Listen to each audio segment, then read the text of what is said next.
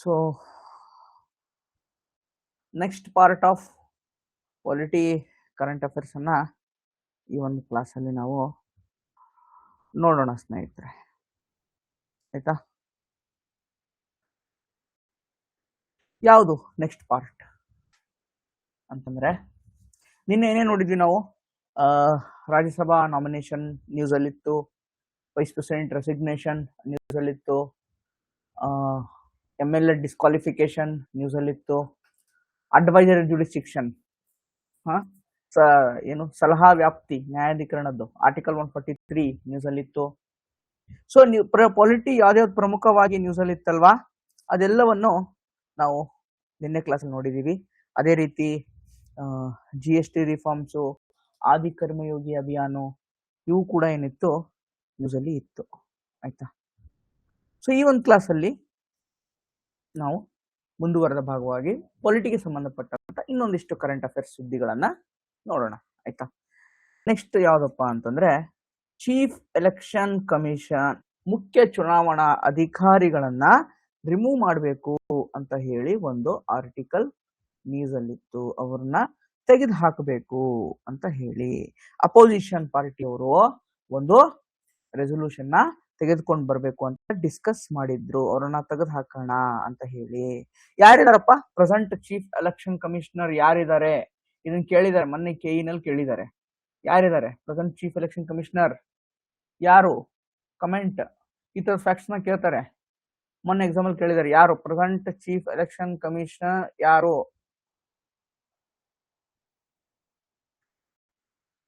ಯಾರಿದ್ದಾರೆ? ಜ್ಞಾನೇಶ್ ಕುಮಾರ್ ಅಲ್ವಾ? ಶ್ರೀಯುತ ಜ್ಞಾನೇಶ್ ಕುಮಾರ್ ಅವರು ಅಲ್ವಾ? ಜ್ಞಾನೇಶ್ ಕುಮಾರ್ ಅವರು ಪ್ರೆಸೆಂಟ್ ಚೀಫ್ ಎಲೆಕ್ಷನ್ ಕಮಿಷನರ್, ಮುಖ್ಯ ಚುನಾವಣಾ ಅಧಿಕಾರಿಗಳು ಇದ್ದಾರೆ. ಇವ್ರನ್ನ ತೆಗೆದು ಹಾಕ್ಬೇಕು ಅಂತ ನ್ಯೂಸ್ ಅಲ್ಲಿ ಇದೆ ಅಲ್ವಾ? ನನಗೆ ಸಿಂಪಲ್ ಅಪ್ಪ, ಬೇಕಾಗಿರೋದು ಒಂದೇ, ಯಾರಿದ್ದಾರೆ, ಆಮೇಲೆ ಅದಕ್ಕೆ ಸಂಬಂಧಪಟ್ಟಂತ ಆರ್ಟಿಕಲ್. ವಿಧಿ ಯಾವುದು? ಯಾವ ವಿಧಿ? ಮುಖ್ಯ ಚುನಾವಣಾ ಅಧಿಕಾರಿಗಳನ್ನ ತೆಗೆದು ಹಾಕುವಂತಹ ಸಂವಿಧಾನದಲ್ಲಿ ಒಂದು ವಿಧಿ ಇದೆ, ಒಂದು ಆರ್ಟಿಕಲ್ ಇದೆ. ಯಾವ ವಿಧಿ ಅದು ಗೊತ್ತಾ? Article 324 class 5. ಆರ್ಟಿಕಲ್ 324 ಕ್ಲಾಸ್ 5 ಇದು ಇಂಪಾರ್ಟೆಂಟ್. ಹೇಗ್ ತೆಗೆದು ಹಾಕ್ತಾರೆ ಅದನ್ನ? ಹೇಗ್ ತೆಗೆದು ಹಾಕ್ತಾರೆ? ತೆಗೆದುಹಾಕಕ್ಕೆ ಈಗ ಹೇಳಿದ್ನಲ್ಲ, ಅಪೋಸಿಷನ್ ಪಾರ್ಟಿಯವರು ಡಿಸೈಡ್ ಮಾಡಿದ ತಕ್ಷಣ ಆಗತ್ತಾ? ಆಗಲ್ಲ. ಲೋಕಸಭೆನಲ್ಲಿ 100 ಜನ, ಓಕೆ, ರಾಜ್ಯಸಭೆನಲ್ಲಿ 50 ಜನರ ಏನ್ ಬೇಕಾಗತ್ತೆ? ಸಪೋರ್ಟ್ ಬೇಕಾಗತ್ತೆ. ಲೋಕಸಭೆಯಲ್ಲಿ 100 ಜನ, ರಾಜ್ಯಸಭೆಯಲ್ಲಿ 50 ಜನರ ಸಪೋರ್ಟ್ ಏನ್ ಬೇಕಾಗತ್ತೆ. ರಿಮೂವ್ ಮಾಡ್ತಾ ಇದೀವಿ ಅಂತ ಹೇಳಿ ಅದನ್ನ ಸ್ಪೀಕರ್ ಅಥವಾ ಚೇರ್ಮನ್ ಅವ್ರಿಗೆ ಕೊಡ್ಬೇಕು. ಅವ್ರು ಅದನ್ನ ಅಪ್ರೂವ್ ಮಾಡ್ಬೇಕು. ದೆನ್ ಅದನ್ನ ಡಿಸ್ಕಷನ್ ಹಾಕ್ತಾರೆ. ದೆನ್ ಆಮೇಲೆ ವೋಟಿಂಗ್ ಹಾಕ್ತಾರೆ. ಅದು ಯಾವ ವೋಟಿಂಗ್ ತೆಗೆದು ಹಾಕ್ಬೇಕು ಅಂದ್ರೆ ಸ್ಪೆಷಲ್ ಮೆಜಾರಿಟಿ ಅಂತಂದ್ರೆ 2/3 of the majority present and voting ಮಾಡ್ಲೇಬೇಕಾಗತ್ತೆ. ಇದಿಷ್ಟು ಏನು ಪ್ರೊಸೀಜರ್. ಅವ್ನು ತೆಗೆದು ಹಾಕಿದ್ರು. ಪಾಸ್ ಆದ್ರೆ ಪ್ರೆಸಿಡೆಂಟ್ ಹೇಳ್ತಾರೆ, ಈ ತರ ಪಾಸ್ ಆಗಿದೆ ಅವ್ನು ತೆಗೆದು ಹಾಕಿ ಅಂತ ಹೇಳಿ. ಪ್ರೆಸಿಡೆಂಟ್ ಏನ್ ಮಾಡ್ತಾರೆ? ಅವ್ರನ್ನ ರಿಮೂವ್ ಮಾಡ್ತಾರೆ. ರೈಟ್, ಇದು ಪ್ರೊಸೀಜರ್. ಬಟ್ ನಿಮ್ ಕೆಲಸ ಒಂದು, ಈಗಿಂದೀಗಲೇ ಬುಕ್ ತೆಗೆದು, ಕನ್ನಡ ಮೀಡಿಯಂ ಯಾರಿದ್ದಾರೆ Gangadhar sir book, English medium ಅವರು Laxmikanth. Election commission constitutional body ಅಲ್ವಾ? ಎಲೆಕ್ಷನ್ ಕಮಿಷನ್ ಚುನಾವಣಾ ಆಯೋಗ ಕಾನ್ಸ್ಟಿಟ್ಯೂಷನ್ ಬಾಡಿ ಅಲ್ವಾ? ಇದರ ಬಗ್ಗೆ ಇನ್ಫಾರ್ಮೇಶನ್ ಅನ್ನ ಕಂಪ್ಲೀಟ್ 360 ಡಿಗ್ರಿ ವ್ಯೂ ಅಲ್ಲಿ ಇನ್ಫಾರ್ಮೇಶನ್ ನೀವು ನೋಡ್ಲೇಬೇಕು. ಒಂದು ಪ್ರಶ್ನೆ ಬರುವಂತ ಚಾನ್ಸಸ್ ಜಾಸ್ತಿ. ಯಾಕಂದ್ರೆ ಎಲೆಕ್ಷನ್ ಕಮಿಷನ್ ನ್ಯೂಸ್ ಅಲ್ಲಿ ಇದೆ, ಎಲೆಕ್ಷನ್ ಆಗ್ತಾನೆ ಇರುತ್ತೆ. ಬಿಕಾಸ್ ಇದು ಹೈಲಿಂಗ್ ಟಾಪಿಕ್, ನೋಡ್ಲೇಬೇಕು. ಇದನ್ನ ಮಿಸ್ ಮಾಡೋ ಹೋಗಿಲ್ಲ. ಎಷ್ಟು ತಗೊಳ್ತು? Maximum 5 minutes. ಚಿಕ್ಕದಿದು, ಜಸ್ಟ್ ಚಿಕ್ಕದು, ತುಂಬಾ ಚಿಕ್ಕದಿದೆ. Election commission of India, okay, election commission ಬಗ್ಗೆ. ಆಯ್ತಾ? ಅದೊಂದು ಕಾನ್ಸ್ಟಿಟ್ಯೂಷನಲ್ ಬಾಡಿ ಆಗಿರೋದ್ರಿಂದ ಅದರ ಬಗ್ಗೆ ನೀವು ತಿಳ್ಕೊಳ್ಳೇಬೇಕು. ಆಯ್ತಾ? ನೆಕ್ಸ್ಟ್ ಇಂಪಾರ್ಟೆಂಟ್ ಏನಪ್ಪಾ ಅಂತಂದ್ರೆ ಜನ್ ವಿಶ್ವಾಸ್ ಬಿಲ್ ಅಂತ ಬಂದಿತ್ತು. ಇದು ಆಕ್ಟ್ ಆಗಿಲ್ಲ, ಬಟ್ ಬಿಲ್ ತಗೊಂಡ್ಬಂದಿದ್ರು. ನೋಡೋಣ, ಇಂಪಾರ್ಟೆಂಟ್ ಇದು. ಯಾಕಂತಂದ್ರೆ ಅಮೆಂಡ್ಮೆಂಟ್ಸ್ ತಗೊಂಡ್ಬಂದಿದ್ರು. ಜನ ವಿಶ್ವಾಸ್ ಬಿಲ್ ಒಂದಿಷ್ಟು ಅಮೆಂಡ್ಮೆಂಟ್ಸ್ ಇದು. ಏನು ಜನ್ ವಿಶ್ವಾಸ್ ಬಿಲ್? ಇದನ್ನ ಲೋಕಸಭೆನಲ್ಲಿ ಲಾಸ್ಟ್ ಜುಲೈ or ಆಗಸ್ಟ್ ಅಲ್ಲಿ ಏನ್ ಮಾಡಿದ್ರು? ಇದನ್ನ ಇಂಟ್ರೊಡ್ಯೂಸ್ ಮಾಡಿದ್ರು. ಜನ್ ವಿಶ್ವಾಸ್ ಬಿಲ್, ಜನ್ ವಿಶ್ವಾಸ್ ಮಸೂದೆ ಅಂತ ಹೇಳ್ತೀವಿ. ಜನ್ ವಿಶ್ವಾಸ್ ಮಸೂದೆ ಅಂತ ಹೇಳ್ತೀವಿ. ಆಯ್ತಾ? ಇದು ಇಂಪಾರ್ಟೆಂಟ್. ಓಕೆ, ಜನ್ ವಿಶ್ವಾಸ್ ಮಸೂದೆ ಏನಿದು? ಜನ್ ವಿಶ್ವಾಸ್ ಮಸೂದೆ ಏನಕ್ಕಿದು? ಯಾವ್ದಕ್ಕೆ ಸಂಬಂಧಪಟ್ಟಿದೆ? Minimum government maximum governance. ಅಂದ್ರೆ ಮಿನಿಮಮ್ ಗವರ್ಮೆಂಟ್ ಅಂತಂದ್ರೆ ಕಡಿಮೆ ಜನರ ಆಡಳಿತದಲ್ಲಿ ಕಡಿಮೆ ಜನರು ಇರಬೇಕು, ಬಟ್ ಆಡಳಿತ ಕೊಡುವಂತಹ ಏನು ಮಾದರಿ ಇದೆ ಅದು ಎಫೆಕ್ಟಿವ್ ಆಗಿರ್ಬೇಕು. ಕೆಲಸ ಕಮ್ಮಿ ಜನ ಮಾಡ್ಲಿ ಬಟ್ ಎಫೆಕ್ಟಿವ್ ಆಗಿ ಮಾಡಲಿ ಅನ್ನುವಂಥದ್ದು. ಓಕೆ, ಕಡಿಮೆ ಜನರ ಇರುವಂತಹ ಸರ್ಕಾರ ಉತ್ತಮ ಆಡಳಿತವನ್ನ ಕೊಡುವಂತಹ ಒಂದು ವ್ಯವಸ್ಥೆ ಈ ಜನ್ ವಿಶ್ವಾಸ್ ಬಿಲ್ ಅಲ್ಲಿ ತೆಗೆದುಕೊಂಡು ಬಂದ್ರು. ಏನಿದು ಓವರ್ ಆಲ್ ಇದರಲ್ಲಿ ಏನೇನ್ ಮಾಡಿದ್ದಾರೆ ಅಂತಂದ್ರೆ 16 acts over all 335 amendments proposals 355 ತಿದ್ದುಪಡಿಗಳನ್ನ 10 ಮಿನಿಸ್ಟ್ರೀಸ್ ಆರ್ ಡಿಪಾರ್ಟ್ಮೆಂಟ್ ಗಳಲ್ಲಿ ಏನೇನು ಬದಲಾವಣೆಗಳನ್ನ ಬೇಕಲ್ವಾ ಅದೆಲ್ಲವೂ ಬೇಕಾಗಿದೆ ಅಂತ ಹೇಳಿ ತಗೊಂಡ್ಬಂದ್ರು. ಬಟ್ ಇದು ನೀವು ಯಾವ್ಯಾವ್ದು ಬದಲಾವಣೆ 355 ಅಮೆಂಡ್ಮೆಂಟ್ಸ್ ಓದಕ್ಕಾಗತ್ತಾ? ಆಗಲ್ಲ, ಅಲ್ಲಿಂದ ಪ್ರಶ್ನೆ ಬರಲ್ಲ. ಜಸ್ಟ್ ಏನ್ ಕೇಳ್ಬೋದು, ಜನ್ ವಿಶ್ವಾಸ್ ಬಿಲ್ ಇತ್ತೀಚೆಗೆ ಸುದ್ದಿಯಲ್ಲಿತ್ತು, ಅದು ಯಾವ್ದಕ್ಕೆ ಸಂಬಂಧಪಟ್ಟಿದೆ? Which related to minimum government maximum governance. ಇಷ್ಟು ಗೊತ್ತಿದ್ರೆ ಸಾಕು, ಇದಕ್ಕಿಂತ ಜಾಸ್ತಿ ಬೇಕಾಗಿಲ್ಲ. ಆಯ್ತಾ, ಇದಕ್ಕಿಂತ ಜಾಸ್ತಿ ಬೇಕಾಗಿಲ್ಲ. ನಾ ಅಗೇನ್ ಹೇಳ್ತಾ ಇದ್ದೀನಿ, ನೋಟ್ಸ್ ಅಲ್ಲಿ ಸ್ವಲ್ಪ ಜಾಸ್ತಿ ಇನ್ಫಾರ್ಮೇಶನ್ ಕೊಟ್ಟಿದ್ದೀನಿ, ಅದನ್ನ ನೆಗ್ಲೆಕ್ಟ್ ಮಾಡಿ, ಅದನ್ನ ಬಿಡಿ. ಆಯ್ತಾ, ನಾನು ಎಷ್ಟು ಓದ್ಬೇಕು ಅಂತ ಹೇಳ್ತಾ ಇದ್ದೀನಲ್ಲ ಕ್ಲಾಸ್ ಅಲ್ಲಿ, ಅದನ್ನ ಜಾಸ್ತಿ ಓದಿ. ಆಯ್ತಾ, ಅಷ್ಟು ಓದ್ಕೊಂಡ್ರೆ ಸಾಕು, ಜಾಸ್ತಿ ಓದುವಂತ ಅವಶ್ಯಕ ಇಲ್ಲ. ನೆಕ್ಸ್ಟ್ ಇಂಪಾರ್ಟೆಂಟ್ ಟಾಪಿಕ್ ಯಾವುದು? ADC ಅಂತ ಹೇಳ್ತೀನಿ, autonomous district council. Autonomous district councils ಅಂತ ಹೇಳ್ತೀನಿ. ADC ಅಂತಂದ್ರೆ ಸ್ವಾಯತ್ತ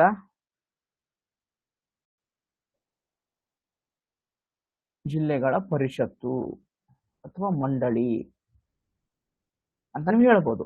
ಅಟಾನಮಸ್ ಡಿಸ್ಟ್ರಿಕ್ಟ್ ಕೌನ್ಸಿಲ್. ಫಸ್ಟ್ ನನಗೆ ಹೇಳಿ, ವೆರಿ ಇಂಪಾರ್ಟೆಂಟ್ ಇದು ನ್ಯೂಸ್ ಅಲ್ಲಿ ಇದೆ. ಆಯ್ತಾ, ಅಸ್ಸಾಂ ಅಂತಂದ್ರೆ ಗುವಾಹಟಿ, ಅಸ್ಸಾಂ ರಾಜಧಾನಿ ಯಾವ್ದಪ್ಪ? Guwahati.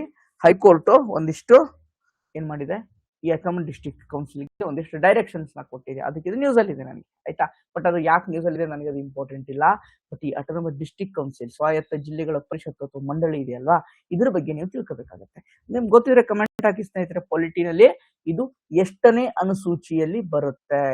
Just I need comment ಅಲ್ಲಿ ಬನ್ನಿ. ಈಗ ನನಗೆ ಐ ನೀಡ್ 5th ಶೆಡ್ಯೂಲ್ ಅಲ್ಲಿ ಬರುತ್ತಾ ಆರ್ 6th ಶೆಡ್ಯೂಲ್ ಬರುತ್ತಾ? ಇನ್ಸ್ಟೆಂಟ್ ಆಗಿ ಹೇಳಿ, ತಪ್ಪಾದ್ರೂ ಪರವಾಗಿಲ್ಲ, ತಪ್ಪಿಂದನೇ ಕಲಿತೀರಾ. ಓಕೆ, ತಪ್ಪಿಂದನೇ ನೀವು ಕಲಿಯುವಂಥದ್ದು. ಇನ್ಸ್ಟೆಂಟ್ ಆಗಿ ಹೇಳಿ, ಐ ನೀಡ್, ಬಿಕಾಸ್ ಇದು ಬರುತ್ತೆ, ವೆರಿ ಹೈ ಚಾನ್ಸಸ್ ಎಕ್ಸಾಮಿಗೆ ಬರುವಂತದ್ದು. ಜಸ್ಟ್ ಏನ್ ಕೊಡ್ತಾನೆ ಗೊತ್ತಾ? ಅಟಾನಮಸ್ ಡಿಸ್ಟ್ರಿಕ್ಟ್ ಕೌನ್ಸಿಲ್ಸ್ ಯಾವ ಶೆಡ್ಯೂಲ್ ಅಲ್ಲಿ ಬರುತ್ತೆ, ಸಂವಿಧಾನದ ಯಾವ ಶೆಡ್ಯೂಲ್ ಅಲ್ಲಿ ಇದೆ ಅಂತ ಕೇಳ್ತಾನೆ, ಯಾವ ಅನುಸೂಚಿಯಲ್ಲಿ ಇದೆ ಅಂತ ಕೇಳ್ತಾನೆ ಎಕ್ಸಾಮ್ ಅಲ್ಲಿ. 5ನೇ ಅನುಸೂಚಿನ 6ನೇ ಅನುಸೂಚಿನ? Just comment fast. ಬಟ್ ಇದೇ ಗ್ರೂಪ್ ಸಿ ಅಥವಾ KS ಗಾದ್ರೆ ಸ್ವಲ್ಪ ಅನಾಲಿಟಿಕಲ್ ಆಗಿ ಸ್ಟೇಟ್ಮೆಂಟ್ ವೈಸ್ ಪ್ರಶ್ನೆಗಳು ಬರ್ಬೋದು. ಬಟ್ VAO ಅಥವಾ PC ಅಥವಾ ಬೇರೆ ಸಿಂಪಲ್ ಗ್ರೂಪ್ ಸಿ ಎಕ್ಸಾಮ್ಸ್ ಆದ್ರೆ 1 ಲೈನರ್ ಕ್ವಶನ್ಸ್ ಏನ್ ಮಾಡ್ಬೋದು, ಬರ್ಬೋದು. ನಾವ್ 2 ರೀತಿಯಿಂದನೂ ಏನ್ ಮಾಡ್ಬೇಕಾಗತ್ತೆ, ಪ್ರಿಪೇರ್ ಆಗ್ಬೇಕಾಗತ್ತೆ. 5ನೇ ಅನುಸೂಚಿನ, ಓ ಮೈ ಗಾಡ್, 5ನೇ ಅನುಸೂಚಿನ ನೋ, 6ನೇ ಅನುಸೂಚಿ. AMTM ಗೊತ್ತಲ್ವಾ? AMTM 6ನೇ ಅನುಸೂಚಿ AMTM, ಅಸ್ಸಾಂ, ಮಿಜೋರಾಂ, ತ್ರಿಪುರಾ, ಮೇಘಾಲಯ ಅಲ್ವಾ? AMTM ಇಲ್ಲಿ ಅಟಾನಮಸ್ ಡಿಸ್ಟ್ರಿಕ್ಟ್ ಕೌನ್ಸಿಲ್. 5ನೇದೇನಿದು? Schedule area. ಓಕೆ, ಎಷ್ಟು ಸ್ಟೇಟ್ ಅಲ್ಲಿ ಇದೆಯಪ್ಪ? 5th schedule. ಎಷ್ಟು ಸ್ಟೇಟ್ಸ್ ಇದಾವೆ ಇದರಲ್ಲಿ? ಇದು ಹೇಳಿ ನನಗೆ, ನಂಬರ್ಸ್ ಹೇಳಿ ಸಾಕು.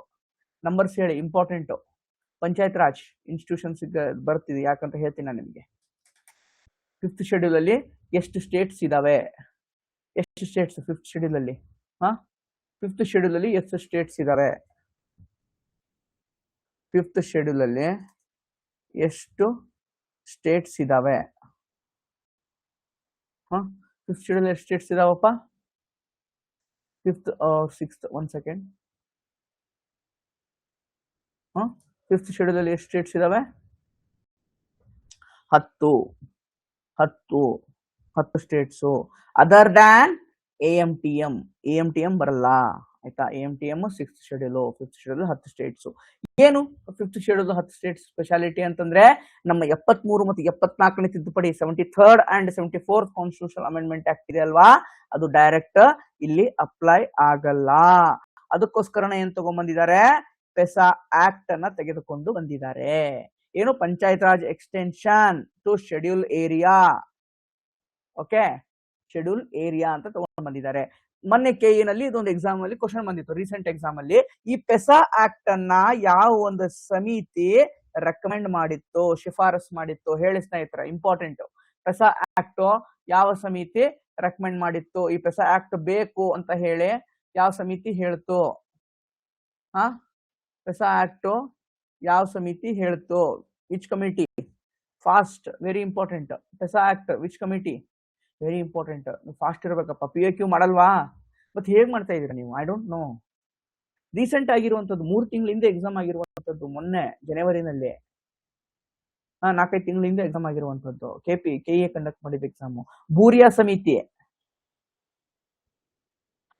ಸಮಿತಿ ಕೇಳಿದ್ರ ಇಲ್ಲ? ಹೋಗಿ ನೋಡಿಬೇಕಂದ್ರೆ ಬೂರಿಯಾ ಸಮಿತಿನ. ನೋ, ಸಂತಾನ ಕಮಿಟಿ ಅಲ್ಲಪ್ಪ. No no no no no no wrong. Okay, Bhuria ಸಮಿತಿ 1996 ಬರುತ್ತೆ ಈ ಪೆಸಾ ಆಕ್ಟ್. ಕೇಳಿರೋದನ್ನ ನೀವು ಮಾಡ್ಲೇಬೇಕು ಸ್ನೇಹಿತರೆ. ನಾನು ಕೇಳಿರೋದನ್ನೇ ಹೇಳ್ತಾ ಇದ್ದೀನಿ. ಕೇಳದೆ ಇರೋದ್ ಬಿಟ್ಟು ಏನು ಹೇಳ್ತಾ ಇಲ್ಲ. ರೀಸೆಂಟ್ KE ಎಕ್ಸಾಮ್ಸ್ ಅಲ್ಲಿ ಏನ್ ಬಂದಿದೆ, ಅಥವಾ KPSC Indian case last year conduct ಮಾಡಿದ್ರೆ ಏನ್ ಬಂದಿದೆ, ಅದನ್ನೇ ನಾನು ನಿಮ್ಮ ಮುಂದೆ ತಗೊಂಡ್ ಬರ್ತಾ ಇದ್ದೀನಿ ಹೊರತು ಅದನ್ನ ಬಿಟ್ರೆ ಏನು ತಗೊಂಡ್ಬಂದಿಲ್ಲ. ಆಯ್ತಾ? ಇಷ್ಟು ನೆನ್ಪಿಟ್ಕೊಳ್ಳಿ. 5ನೇ ಶೆಡ್ಯೂಲು 10 ಸ್ಟೇಟ್ಸ್ ಬರುತ್ತೆ. ಈ 10 ಸ್ಟೇಟ್ ಅಲ್ಲಿ 73 ಮತ್ತು 74ನೇ ತಿದ್ದುಪಡಿ, 73rd 74th amendment act, panchayat Raj and municipality direct applicable ಆಗಲ್ಲ. ಅಪ್ಲಿಕೇಬಲ್ ಆಗಬೇಕು, ಅಲ್ಲಿ ಸ್ಪೆಷಲ್ ಪ್ರಾವಿಷನ್ಸ್ ಕೊಡೋಣ ಈ 10 ಸ್ಟೇಟ್ ಗಳಿಗೆ. ಇವು ಟ್ರೈಬಲ್ ಸ್ಟೇಟ್ಸ್ ಇವು. ಆಯ್ತಾ? ಟ್ರೈಬಲ್ ಸ್ಟೇಟ್ಸ್ ಅವರ ಒಂದು ಕಲ್ಚರ್ ಬೇರೆ ಇರುತ್ತೆ, ನಾವು ಅವ್ರ ಮೇಲೆ ಹೇರಬಾರ್ದು ಡೈರೆಕ್ಟ್ ಆಗಿ ಅನ್ನೋ ಕಾರಣಕ್ಕೆ ಪೆಸಾ ಆಕ್ಟ್ ಅನ್ನ ತೆಗೆದುಕೊಂಡು ಬಂದಿದ್ದಾರೆ. ಓಕೆ, ಈ ಪೆಸಾ ಆಕ್ಟ್ ಅಲ್ಲಿ ಒಂದಿಷ್ಟು ಪ್ರಾವಿಷನ್ಸ್, ಎಕ್ಸ್ಟ್ರಾ ಪ್ರಾವಿಷನ್ಸ್ ಇದೆ. ಅದನ್ನ ಯಾವ ಸಮಿತಿ ಹೇಳ್ತು? ಬೂರಿಯಾ ಸಮಿತಿ ಹೇಳ್ತು. ಇದನ್ನ ರೀಸೆಂಟ್ KE ಎಕ್ಸಾಮ್ಸ್ ಅಲ್ಲಿ ಕೇಳಿದ್ದಾರೆ. ಇದನ್ನ ನೀವು ನೋಡಿಲ್ಲ, ಮಾಡಿಲ್ಲ ಅಂತ ಅಂದ್ರೆ ಇದು ನಿಮ್ಮ ಒಂದು ನೆಗ್ಲಿಜೆನ್ಸ್ ಅಂತ ಹೇಳ್ತೀನಿ ಸ್ನೇಹಿತರೆ. ಇಷ್ಟು ನೆಗ್ಲಿಜೆನ್ಸ್ ಆದ್ರೆ ವೆರಿ ವೆರಿ ಡಿಫಿಕಲ್ಟ್. ಆಯ್ತಾ? Very difficult. ಈಗ 6ನೇ ಶೆಡ್ಯೂಲ್ ಯಾವ್ದಪ್ಪ ನಮ್ದು? ನ್ಯೂಸ್ ಅಲ್ಲಿದೆ. ADC ನ್ಯೂಸ್ ಅಲ್ಲಿದೆ. Autonomous district councils. ಎಲ್ಲಿ ಬರುತ್ತಿದ್ದು? 4 ಸ್ಟೇಟ್ಗಳಲ್ಲಿ, AM, TM, ಅಸ್ಸಾಂ, ಮಿಜೋರಾಂ, ತ್ರಿಪುರಾ, ಮೇಘಾಲಯ. 6ನೇ ಅನುಸೂಚಿಯಲ್ಲಿ ಬರುವಂತದ್ದು. ಆಯ್ತಾ? ADC simple. ಆಯ್ತಾ? ಬರುವಂತ ಅಟೋನಮಸ್ ಡಿಸ್ಟ್ರಿಕ್ಟ್ ಕೌನ್ಸಿಲ್ ಅಂದ್ರೆ ಈ 4 ರಾಜ್ಯಗಳಲ್ಲಿ ಒಂದಿಷ್ಟು ಡಿಸ್ಟ್ರಿಕ್ಟ್ಸ್ ಏನ್ ಮಾಡ್ತಾರೆ, ಅಟೋನಮಸ್ ಡಿಸ್ಟ್ರಿಕ್ಟ್ ಕೌನ್ಸಿಲ್ ಅಂತ ಕೊಟ್ಟು ಅಲ್ಲಿ ಅವರೇ ಒಂದು ಸ್ವಾಯತ್ತವಾಗಿ ಏನ್ ಮಾಡಬಹುದು, ಒಂದು ಆಡಳಿತವನ್ನ ನಡೆಸಕ್ಕೆ, ಕಾನೂನನ್ನ ಮಾಡಕ್ಕೆ ಅವಕಾಶಗಳು ಇದಾವೆ. ಇಲ್ಲಿ ಡೈರೆಕ್ಟ್ ಸ್ಟೇಟ್ ಗೌರ್ಮೆಂಟ್ ಏನೇ ಲಾ ಮಾಡಿದ್ರು ಡೈರೆಕ್ಟ್ ಏನ್ ಮಾಡಲ್ಲ, ಇಲ್ಲಿ ಅಪ್ಲಿಕೇಬಲ್ ಆಗಲ್ಲ. ಅದಕ್ಕೆ ಗವರ್ನರ್ ಏನ್ ಮಾಡ್ಬೇಕಾಗತ್ತೆ, ಒಂದಿಷ್ಟು ಮಾಡಿಫೈ ಮಾಡಿದ್ರು ಅಪ್ಲಿಕೇಬಲ್ ಮಾಡಬಹುದು, ಅಥವಾ ಡೈರೆಕ್ಟ್ ಆಗಿ ಅಪ್ಲಿಕೇಬಲ್ ಮಾಡಬಹುದು. ಇದು ಗವರ್ನರ್ ಪರ್ಮಿಷನ್ ಅಲ್ಲಿ ಬೇಕಾಗತ್ತೆ. ಇದು ಇಷ್ಟು ಗೊತ್ತಾಯ್ತಾ? ಇಂಪಾರ್ಟೆಂಟ್, ಯಾಕಂದ್ರೆ ಕೇಳಿದ್ದಾರೆ, ಅದಕ್ಕೋಸ್ಕರ ನಾನು ಹೇಳ್ತಾ ಇದ್ದೀನಿ. ಗೊತ್ತಾಯ್ತಾ? ಹೀಗೆ ಓದ್ಬೇಕು. ಕರೆಂಟ್ ಅಫೇರ್ಸ್ ಅಲ್ಲಿ ಇದೆ ಅಂತಂದ್ರೆ ಲಿಂಕ್ ಮಾಡ್ಕೊಂಡು 6ನೇ ಶೆಡ್ಯೂಲ್ ಇದೆ ಅಂದ್ರೆ ನೆಕ್ಸ್ಟ್ 5ನೇ ಶೆಡ್ಯೂಲ್ ಕೇಳಬಹುದು ಎಕ್ಸಾಮ್ ಅಲ್ಲಿ ಅಲ್ವಾ? 5ನೇ ಶೆಡ್ಯೂಲ್ ಮೊನ್ನೆ ಕೇಳಿದ್ದಾನೆ ಬೂರಿಯಾ ಸಮಿತಿ. ಈಗ ನೆಕ್ಸ್ಟ್ 6ನೇ ಶೆಡ್ಯೂಲ್ ಕೇಳಬಹುದು, AM, TM ಯಾವ್ಯಾವ ಅಂತ ಅಲ್ವಾ? ADC ಅಂದ್ರೆ ಏನು ಅಂತ ಕೇಳ್ಬೋದು, ರೈಟ್? ಸೊ ಅದಕ್ಕೋಸ್ಕರ ಹೇಳ್ತಾ ಇದ್ದೀನಿ ಸ್ನೇಹಿತರೆ, ಎಕ್ಸಾಮ್ ಅಲ್ಲಿ ಬಂದಿದೆ, ಬಿಡಂಗಿಲ್ಲ ನಾವು ಅದನ್ನ ಅಲ್ವಾ? ವಿ ಶುಡಂಟ್ ನೆಗ್ಲೆಕ್ಟ್ ಇಟ್ ಅಲ್ವಾ? ಅದಕ್ಕೋಸ್ಕರ next very important, reservation related news ಅಲ್ಲಿ ಇದೆ. Reservation for OBCs. Okay, reservation for OBCs ಈ ಟಾಪಿಕ್ ನನಗೆ ನ್ಯೂಸ್ ಅಲ್ಲಿ ಇದೆ. ಗೋರ್ಮೆಂಟ್ ಏನ್ ಮಾಡಿದೆ ಗೊತ್ತಾ? ನ್ಯೂಸ್ ಅಲ್ಲಿ ಯಾಕಿದೆ ಅನ್ನೋದು ಹೇಳ್ಬಿಡ್ತೀನಿ. ಗೋರ್ಮೆಂಟ್ ಎಕ್ಸಾಮ್ ಅಂತಂದ್ರೆ ಒಂದಿಷ್ಟು ಚೆಕ್ ಮಾಡಕ್ಕೆ ಶುರು ಮಾಡಿದೆ. ಏನು? Uniform application. ಎಲ್ಲಾ ಒಂದು ಕ್ರಿಮ್ ಲೇಯರ್ ಏನು OBC ಇದಾವಲ್ಲ, uniform application OBC reservation across the central state jobs. ಎಲ್ಲ ಸೆಂಟರ್ ಸ್ಟೇಟ್ ಜಾಬ್ಸ್ ಯೂನಿವರ್ಸಿಟಿಯಲ್ಲಿ ಕೊಡುವಂತದಕ್ಕೆ ಒಂದೇ ಯೂನಿಫಾರ್ಮ್ ನಾವು ರಿಸರ್ವೇಶನ್ ಪಾಲಿಸಿಯನ್ನ ತಗೊಂಡ್ಬರೋಣ, ಕ್ರಿಮಿ ಲೇಯರ್ ಅನ್ನ ತಗೊಂಡ್ ಬರೋಣ ಅಂತ ಕೆನೆಪದರ ವ್ಯವಸ್ಥೆ ಅಂತ ಹೇಳ್ತೀವಿ, ಗೊತ್ತಲ್ವಾ? ಕೆನೆಪದ ವ್ಯವಸ್ಥೆ ಅಂತ ನ್ಯೂಸ್ ಅಲ್ಲಿ ಇದೆ. ಆಯ್ತಾ? ಓಕೆ, ಇದನ್ನ ನೋಡಿ ಅಂತ ಹೇಳಿ ಈಗ ತಗೊಂಡ್ ಬರ್ಬಹುದಾ ನೋಡಿ ಅಂತ ಹೇಳಿ ಯಾರಿಗೆ ಹೇಳಿದ್ದಾರೆ? NCBC ಗೆ ಹೇಳಿದ್ದಾರೆ. NCBC ಅಂದ್ರೆ ಏನಪ್ಪಾ? ನಿನ್ನೆ ಹೇಳಿದೆ, ಇದು ಇಂಪಾರ್ಟೆಂಟ್ ಅಂತ ಹೇಳಿ. ಯಾವ್ದೋ? National commission for backward class. National commission for backward class ಅಲ್ವಾ? ಇದು ಇಂಪಾರ್ಟೆಂಟ್, ರೈಟ್? ಹೌದಾ?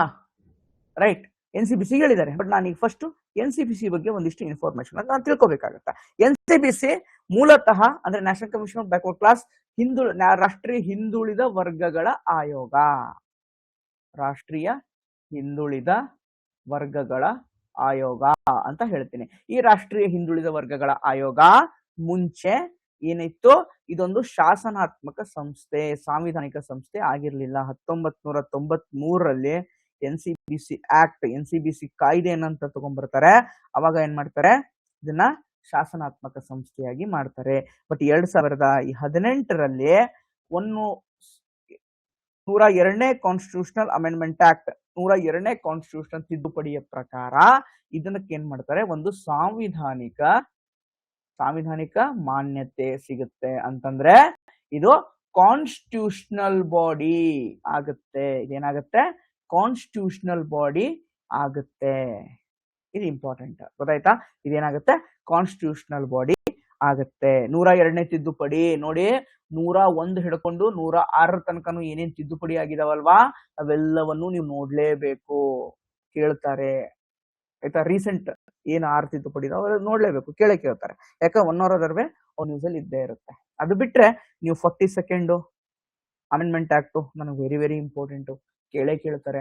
ಅದೇ ರೀತಿ 21 ಇತ್ತು ಎಲೆಕ್ಷನ್ ಏಜ್, ವೋಟಿಂಗ್ ಏಜ್, ಅದನ್ನ ಏನ್ ಮಾಡಿದ್ರು 18ಕ್ಕೆ ತಗೊಂಡ್ ಬಂದ್ರು. ಇದು ಏಜ್ ಯಾವ್ದಪ್ಪ, ಅದು 21 to 18 ತಗೊಂಡ್ಬಂದಿದ್ ಯಾವ ಅಮೆಂಡ್ಮೆಂಟ್ ಗೊತ್ತಿದ್ರೆ ಕಮೆಂಟ್ ಹಾಕಿ ಸ್ನೇಹಿತರೆ. ವೋಟಿಂಗ್ ಏಜ್ 21 to 18 ತಗೊಂಡ್ಬಂದ್ರಲ್ಲ, ಯಾವ ಅಮೆಂಡ್ಮೆಂಟ್? 61ನೇ amendment, 61st constitution amendment act. ಈ ತರ ಪ್ರಮುಖ ನಿರ್ಣಯಗಳನ್ನ ಏನ್ ತಗೊಂಡಿರ್ತಾರಲ್ವಾ, ಆ ತಿದ್ದುಪಡಿ ಕಾಯ್ದೆಗಳನ್ನ ನೀವೇನ್ ಮಾಡ್ಬೇಕಾಗತ್ತೆ, ತೆಗೆದುಕೊಂಡು ಓದ್ಬೇಕಾಗತ್ತೆ. ಆಯ್ತಾ? ರೈಟ್. ಸೊ ಇದು NCPC ಬಗ್ಗೆ ಒಂದಿಷ್ಟು ಮಾಹಿತಿ. ರೀಸೆಂಟ್ ಆಗಿ ಕರೆಂಟ್ ಅಫೇರ್ಸ್ ನಾನು ಹೇಳ್ತಾ ಇದ್ದೀನಿ. ಏನ್ ಕೇಳಬಹುದು, NCPC ಕಾನ್ಸ್ಟಿಟ್ಯೂಷನಲ್ ಬಾಡಿ ಹೌದು, ಅದರ ಆರ್ಟಿಕಲ್ ನಂಬರ್ ಏನು, ಆರ್ಟಿಕಲ್ 338B ಹೌದು, ಕೇಳಬಹುದು. ಆಮೇಲೆ ಇದು ಎಷ್ಟನೇ ಅಮೆಂಡ್ಮೆಂಟ್ ಆಕ್ಟ್, 102ನೇ ಕಾನ್ಸ್ಟಿಟ್ಯೂಷನ್ ಅಮೆಂಡ್ಮೆಂಟ್ ಆಕ್ಟ್ ಪ್ರಕಾರ ಕೇಳಬಹುದು. 1 ಫ್ಯಾಕ್ಟ್, 2 ಫ್ಯಾಕ್ಟ್. 3ನೇ ಫ್ಯಾಕ್ಟ್, ರೀಸೆಂಟ್ ಆಗಿ ಮೊನ್ನೆ ಮೇನಲ್ಲಿ ಲಾಸ್ಟ್ ಮಂತ್ ಅಲ್ಲಿ ಏನ್ ಮಾಡಿದ್ದಾರೆ, ಇದರ ಚೇರ್ಮನ್ ಅನ್ನ, ಇದರ ಅಧ್ಯಕ್ಷರನ್ನ ಹೊಸದಾಗಿ ಅಧ್ಯಕ್ಷರನ್ನ ನೇಮಕ ಮಾಡಿದ್ದಾರೆ. ನೋಡಿ, ಇತ್ತೀಚೆಗೆ ಬರುವಂತ ಎಕ್ಸಾಮ್ಸ್ಗೆ ಅಪಾಯಿಂಟ್ಮೆಂಟ್ಸ್, ನ್ಯೂ ಅಪಾಯಿಂಟ್ಮೆಂಟ್ಸ್ ಏನಿದೆ ಅಲ್ವಾ, ಅದು ಬಹಳ ಇಷ್ಟ. ಎಲ್ಲ KPSC ಆಗಿರ್ಬೋದು, KE ಆಗಿರ್ಬೋದು, ಆ ಎಕ್ಸಾಮ್ಸ್ ಗಳಲ್ಲಿ ಕೇಳ್ತಾರೆ. ಯಾರು ಇತ್ತೀಚೆಗೆ ಅಪಾಯಿಂಟ್ ಆದಂತವ್ರು ಯಾರಪ್ಪ, ಅವ್ರ ಹೆಸರೇನಪ್ಪ? ಸಾಧ್ವಿ ನಿರಂಜನ್ ಜ್ಯೋತಿ. ಓಕೆ, ಏನು ಸಾಧ್ವಿ ನಿರಂಜನ್ ಜ್ಯೋತಿ, ಇಂಪಾರ್ಟೆಂಟ್, ಕೇಳಬಹುದು. ಸಾಧ್ವಿ ನಿರಂಜನ್ ಜ್ಯೋತಿ, ನಾ ಅದನ್ನು ಹೇಳಿದ್ನಲ್ವಾ, ಅಪಾಯಿಂಟ್ಮೆಂಟ್ಸ್, ಆಮೇಲೆ ರಿಪೋರ್ಟ್ಸ್, ಇಂಡಸ್ಟ್ರೀಸ್, ಸ್ಪೋರ್ಟ್ಸ್, ಅವಾರ್ಡ್ಸ್, ಇವೆಲ್ಲ ನವೆಂಬರ್ ಇಂದ ಟಿಲ್ ಜೂನ್ ವರೆಗೂ ಏನಾಗ್ತಾ ಇದೆ ಅಲ್ವಾ, ಅಲ್ಲಿವರೆಗೂ ನೋಡ್ಕೋಬೇಕು. ಇದು ಮೇನಲ್ಲಿ ಆಗಿದೆ ಅಂತಂದ್ರೆ ದಿಸ್ ಇಸ್ ಹೈ ಯೀಲ್ಡಿಂಗ್ ಚಾನ್ಸಸ್ ಅಲ್ವಾ, ಹೈ ಚಾನ್ಸಸ್ ಅಲ್ವಾ ಇದು ಎಕ್ಸಾಮಿಗೆ ಬರುವಂತದ್ದು. ಯಾರು ಅಪಾಯಿಂಟ್ ಆಗಿದ್ದಾರೆ ಅಂತ ಹೇಳಿ ಅಲ್ವಾ, ಸಾಧ್ವಿ ನಿರಂಜನ್ ಜ್ಯೋತಿ ಅವ್ರನ್ನ ಏನ್ ಮಾಡಿದ್ದಾರೆ, ಅಪಾಯಿಂಟ್ ಮಾಡಿದ್ದಾರೆ. ಇದನ್ನು ನೀವು ತಿಳ್ಕೊಳ್ಳೇಬೇಕು, ಇಂಪಾರ್ಟೆಂಟ್. ಆಯ್ತಾ, ಇಂಪಾರ್ಟೆಂಟ್. ರೈಟ್. ಅದೇ ರೀತಿ ಈ ಕ್ರಿಮಿಲೇಯರ್, ಕೆನೆಪದರ ವ್ಯವಸ್ಥೆ, ಕೆನೆಪದರ ಕೆಳ ವ್ಯವಸ್ಥೆ ಅಂತ ಕ್ರಿಮಿಲೇಯರು, ನಾನ್ ಕ್ರಿಮಿಲೇಯರು ಅಂತ ಬಂತಲ್ವಪ್ಪ. ಕ್ರಿಮಿಲೇಯರು ಮತ್ತೆ ನಾನ್ ಕ್ರಿಮಿಲೇಯರು ಅಂದ್ರೆ 8 ಲಕ್ಷ ಇನ್ಕಮ್ ಇರುವಂತವ್ರು ಏನು, ಅವರು ಬ್ಯಾಕ್ವರ್ಡ್ ಕ್ಲಾಸ್ ಒಳಗಡೆ, ರಿಸರ್ವೇಶನ್ ಒಳಗಡೆ ಬರ್ತಾರೆ. 8 ಲಕ್ಷ ಇನ್ಕಮ್ ದಾಟದಂತವ್ರು ಅವರು ಹೊರಗಡೆ ಹೋಗ್ತಾರೆ ಅನ್ನುವಂಥದ್ದು ವ್ಯವಸ್ಥೆ ಇದು ಅಲ್ವಾ. ಈ ಕ್ರಿಮಿಲೇಯರ್, ನಾನ್ ಕ್ರಿಮಿಲೇಯರ್ ಅನ್ನುವಂಥದ್ದು ಯಾವಾಗಿಂದ ಬಂತು? ಸುಪ್ರೀಂ ಕೋರ್ಟ್ ಜಡ್ಜ್ಮೆಂಟ್ ಅಲ್ಲಿ ಹೇಳುತ್ತೆ, ಕ್ರಿಮಿಲೇಯರ್ ಮತ್ತೆ ನಾನ್ ಕ್ರಿಮಿನಲ್ ವ್ಯವಸ್ಥೆನ ನೀವು ತೆಗೆದುಕೊಂಡು ಬರಲೇಬೇಕು ಅಂತ ಹೇಳಿ. ಯಾವ ಜಡ್ಜ್ಮೆಂಟ್ ಅಪ್ಪ ಅದು? ವಿಚ್ ಜಡ್ಜ್ಮೆಂಟ್ ಗೊತ್ತಾ? ಯಾವ ಜಡ್ಜ್ಮೆಂಟ್ ಅದು? ಎನಿವನ್, ಯಾವ ಜಡ್ಜ್ಮೆಂಟ್? ಕ್ರಿಮಿಲೇಯರ್ ನಾನ್ ಕ್ರಿಮಿಲೇಯರ್ ವ್ಯವಸ್ಥೆ ಯಾವ ಜಡ್ಜ್ಮೆಂಟ್? ಇಂದಿರಾ ಸಾನಿ ಕೇಸ್ ಆಗುತ್ತೆ, ಅದರಲ್ಲಿ ಬರುತ್ತೆ ಕ್ರಿಮಿಲೇಯರು ಮತ್ತೆ ನಾನ್ ಕ್ರಿಮಿಲೇಯರು. ರೈಟ್. ಗೊತ್ತಿರಲಿ, ಜಡ್ಜ್ಮೆಂಟ್ಸ್ ಏನ್ ಮಾಡ್ತಾರೆ, ಎಕ್ಸಾಮ್ಸಿಗೆ ಕೇಳ್ತಾರೆ. ಅದಕ್ಕೋಸ್ಕರ ಏನ್ ಮಾಡ್ತಾ ಇದ್ದೀನಿ ನಾನು, ನಿಮಗೆ ಇದೆಲ್ಲವನ್ನು ಹೇಳ್ತಾ ಇದ್ದೀನಿ. ಆಯ್ತಾ, ಇದು ಇಂಪಾರ್ಟೆಂಟ್. ರೈಟ್. ನೆಕ್ಸ್ಟ್ ಇಂಪಾರ್ಟೆಂಟ್ ಯಾವ್ದಪ್ಪ ಅಂತಂದ್ರೆ, sub categorisation of schedule caste, internal reservation news ಅಲ್ಲಿ ಇದೆ. ಓಕೆ, ಇವನ್ ನ್ಯಾಷನಲ್ ಲೆವೆಲ್ ಅಲ್ಲೂ ನ್ಯೂಸ್ ಅಲ್ಲಿ ಇದೆ, ನಮ್ಮ ಕರ್ನಾಟಕದಲ್ಲಂತೂ ನ್ಯೂಸ್ ಅಲ್ಲಿ ಇದ್ದೇ ಇದೆ.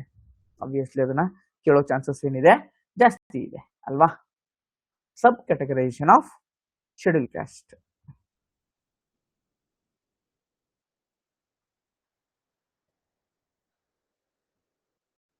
ಶೆಡ್ಯೂಲ್. ಓಕೆ, ಪರಿಶಿಷ್ಟ ಜಾತಿಗಳಲ್ಲೇನೆ ಏನ್ ಮಾಡ್ಬೇಕು, ಇನ್ನಿಷ್ಟು ಕ್ಯಾಟಗರಿಯನ್ನ ಮಾಡಿ ಬೇಕಾದಂತವರಿಗೆ ಒಂದು ಮೀಸಲಾತಿ ಕೊಡುವಂತಹ ವ್ಯವಸ್ಥೆ ಆಗಬೇಕು ಅಂತ ಹೇಳಿ ಆಗಸ್ಟ್ 2024 ಏನ್ ಮಾಡುತ್ತೆ, 7 ಜಡ್ಜ್ ಕಾನ್ಸ್ಟಿಟ್ಯೂಷನ್ ಬೆಂಚ್ ಇದೆ, 7 ಜಡ್ಜ್ ಕಾನ್ಸ್ಟಿಟ್ಯೂಷನ್ ಬೆಂಚ್ ಇದನ್ನ ತಗೊಂಡ್ಕೊಂಡು ಬರ್ತಾರೆ. 6-1 ಮೆಜಾರಿಟಿನಲ್ಲಿ ಹೇಳ್ತಾರೆ, ಏನ್ ಹೇಳ್ತಾರೆ, schedule caste are not socially uniform category. ಅಲ್ಲಿ ನಮ್ಗೆ ಏನ್ ಬೇಕಾಗಿದೆ, ಇಂಟರ್ನಲ್ ರಿಸರ್ವೇಶನ್ ಬೇಕಾಗಿದೆ ಮಾಡಿ ಅಂತ ಹೇಳಿ ಅವಾಗ ತೆಗೆದುಕೊಂಡು ಬರ್ತಾರೆ. ಅದರದ್ದು ಯಾವ ಜಡ್ಜ್ಮೆಂಟ್ ಅಪ್ಪ, ಅದು EV ಚೆನ್ನಯ್ಯ. ಆಮೇಲೆ ಇದು ಬೈ 6-1 ಮೆಜಾರಿಟಿ ಹೌದು, ಬಟ್ ಇದಕ್ಕಿಂತ ಹಿಂದೆ ಒಂದು ಜಡ್ಜ್ಮೆಂಟ್ ಆಗಿರುತ್ತೆ. Okay, EV Chinnaiah rule that treated SC as a homogeneous group. ಒಂದೇ SC ನಲ್ಲಿ ಯಾಕೆ ಸಬ್ ಕ್ಯಾಟಗರಿ ಬೇಕು ಅಂತ ಹೇಳಿ ಹಳೇದೊಂದು ಜಡ್ಜ್ಮೆಂಟ್ ಇರುತ್ತೆ, ಅದನ್ನ ರೂಲ್ ಔಟ್ ಮಾಡಿ ಹೊಸ ಜಡ್ಜ್ಮೆಂಟ್ ಅನ್ನ ತೆಗೆದುಕೊಂಡು ಬರ್ತಾರೆ. ವಿದಿನ್ ಶೆಡ್ಯೂಲ್ ಕಾಸ್ಟ್ ಏನಾಗಬೇಕಾಗಿದೆ, ಕ್ಯಾಟಗರೈಸ್ ಆಗಬೇಕಾಗಿದೆ ಅಂತ ಹೇಳಿ ರೀಸೆಂಟ್ ಲಾಸ್ಟ್ 2024 ಆಗಸ್ಟ್ ಅಲ್ಲಿ ಆ ಜಡ್ಜ್ಮೆಂಟ್ ಬರುತ್ತೆ, ನಮಗ್ ಗೊತ್ತು. ಓಕೆ, ಈಗ ಏನ್ ಕ್ವಶನ್ ಬರ್ಬೋದಪ್ಪ, ಇದ್ರ ಮೇಲೆ ಏನ್ ಕ್ವಶನ್ ಬರುತ್ತೆ, ಒಂದು ನಮ್ಮ ಇಂಟರ್ನಲ್ ರಿಸರ್ವೇಶನ್ ಏನಾಯ್ತಲ್ವಾ ರೀಸೆಂಟ್ ಆಗಿ. ಓಕೆ, ಇಂಟರ್ನಲ್ ರಿಸರ್ವೇಶನ್ ಏನ್ ABC ಅಂತ ಏನೋ ಮಾಡಿದ್ದಾರೆ, ಯಾರ್ಯಾರಿಗೆ ಎಷ್ಟೆಷ್ಟಿದೆ ಅಂತ ಪರ್ಸೆಂಟೇಜ್ ಕೇಳ್ಬಿಡ್ಬೋದು. ದೇ ಮೇ ಆಸ್ಕ್, ಯಾರಿಗೆ ಗೊತ್ತು ಅಲ್ವಾ, ಯಾರ್ಯಾರಿಗೆ ಎಷ್ಟೆಷ್ಟಿದೆ ಅಂತ ಪರ್ಸೆಂಟೇಜ್ ಕೇಳ್ಬಿಡ್ಬೋದು. ಅದು ಬಿಟ್ಟು ಅದು ಗೊತ್ತಿರುತ್ತೆ, ಇಷ್ಟು ನ್ಯೂಸ್ ಅಲ್ಲಿ ಇದೆ, ಅದೆಲ್ಲ ನೀವು ಓದ್ತಾ ಇರ್ತೀರಾ.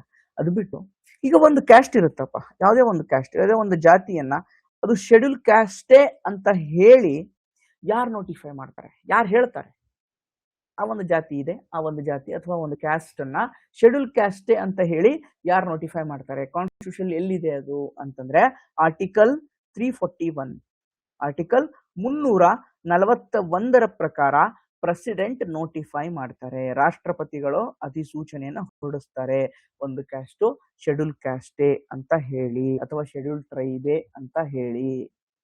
ಆಯ್ತಾ, ಗೊತ್ತಾಯ್ತಾ, ಇದು ಇಂಪಾರ್ಟೆಂಟ್, ರೈಟ್, ಇಂಪಾರ್ಟೆಂಟ್. ನೆಕ್ಸ್ಟ್ ಯಾವ್ದಪ್ಪ ಅಂತಂದ್ರೆ ಇನ್ನೊಂದು ನ್ಯೂಸ್ ಅಲ್ಲಿ ಇತ್ತು, ಗವರ್ನರ್ ಏನ್ ಮಾಡ್ತಾ ಇದ್ದಾರೆ ಎಲ್ಲಾ ರಾಜ್ಯಗಳಲ್ಲಿ.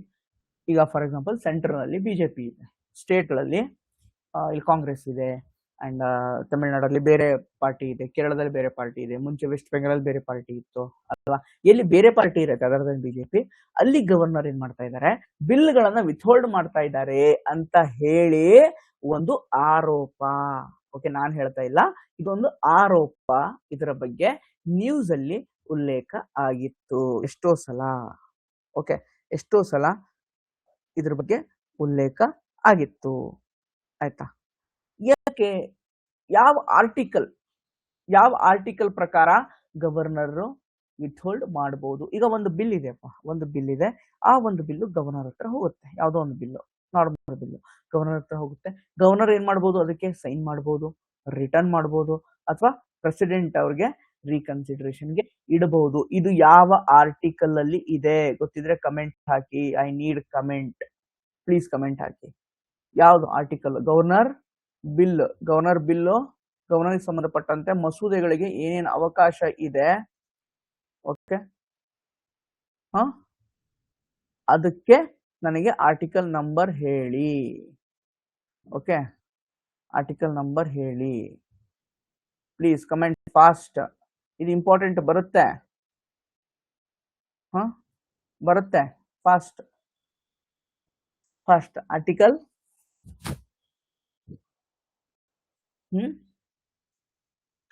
200 ವಿಧಿ 200, important, very important. Okay, very important, ಆಯ್ತಾ, ವೆರಿ ಇಂಪಾರ್ಟೆಂಟ್. ಬಟ್ ಪ್ರೆಸಿಡೆಂಟ್ಗೆ ರಿಸರ್ವ್ ಮಾಡ್ತಾರಂತಿದೆಯಲ್ವ, ಅದು ಒಂದು ಆರ್ಟಿಕಲ್ 201 ವಿಧಿ 201, ಆರ್ಟಿಕಲ್ 201. ಓಕೆ, ಪ್ರೆಸಿಡೆಂಟ್ಗೆ ರಿಸರ್ವ್ ಮಾಡುವಂತದ್ದು 201. ಗವರ್ನರ್ಗೆ ಆಪ್ಷನ್ ಇರುತ್ತಲ್ವ, ಸೈನ್ ಮಾಡ್ಬೋದು, ವಿಥೋಲ್ಡ್ ಮಾಡ್ಬೋದು, ಅಥವಾ ರಿಟರ್ನ್ ಕಳಿಸ್ಬೋದು, ರಿಜೆಕ್ಟ್ ಮಾಡ್ಬೋದು, ಏನೋ ಆಪ್ಷನ್ಸ್ ಇದೆ. ಅದು ಆರ್ಟಿಕಲ್ 200, ಆರ್ಟಿಕಲ್ 200. ಇದು ಇಂಪಾರ್ಟೆಂಟ್. ಓಕೆ, ಇದು ಇಂಪಾರ್ಟೆಂಟ್, ಇಂಪಾರ್ಟೆಂಟ್, ಗೊತ್ತಾಯ್ತಾ, ರೈಟ್. ಅದೇ ರೀತಿ ಈಗ ಮನಿ ಬಿಲ್ ಅಂತ ಬಂದ್ರೆ ಏನು ಮಾಡೋಕ್ಕಾಗಲ್ಲ, ಸೇಮ್ ಮನಿ ಬಿಲ್ ಆರ್ಟಿಕಲ್ ಏನಪ್ಪಾ ಗೊತ್ತಾ? ಮನಿ ಬಿಲ್ ಹಣಕಾಸು ಮಸೂದೆ ಮನಿ ಬಿಲ್ ಆರ್ಟಿಕಲ್ ಏನು? ಆರ್ಟಿಕಲ್ 1110 ಗೊತ್ತಲ್ವಾ? ಆರ್ಟಿಕಲ್ 1110 ಮನಿ ಬಿಲ್ದು ಅಲ್ವಾ? ಆರ್ಟಿಕಲ್ 1110 ಅಲ್ವಾ? ಸೊ ಮನಿ ಬಿಲ್ ಅಂತ ಬಂದಾಗ ಇದೊಂದು ಬಿಲ್ ಮನಿ ಬಿಲ್ಲೇ ಅಂತ ಹೇಳಿ ಡಿಸೈಡ್ ಮಾಡೋದು ಯಾರು? ಈ ಬಿಲ್ಲು ಮನಿ ಬಿಲ್ಲೇ ಅಂತ ಹೇಳಿ ಡಿಸೈಡ್ ಮಾಡೋದು ಯಾರು? ಸ್ಪೀಕರ್ ಡಿಸೈಡ್ ಮಾಡ್ತಾರೆ ಲೋಕಸಭೆನಲ್ಲಿ. ಓಕೆ, ಇನ್ ಕೇಸ್ ಈಗ ವಿಧಾನಸಭೆ ಆಗಿದ್ರೆ ಯಾರು ಮಾಡ್ತಾರೆ? ವಿಧಾನಸಭೆ ಸ್ಪೀಕರ್ ಮಾಡ್ತಾರೆ ಅಷ್ಟೇ, ರೈಟ್?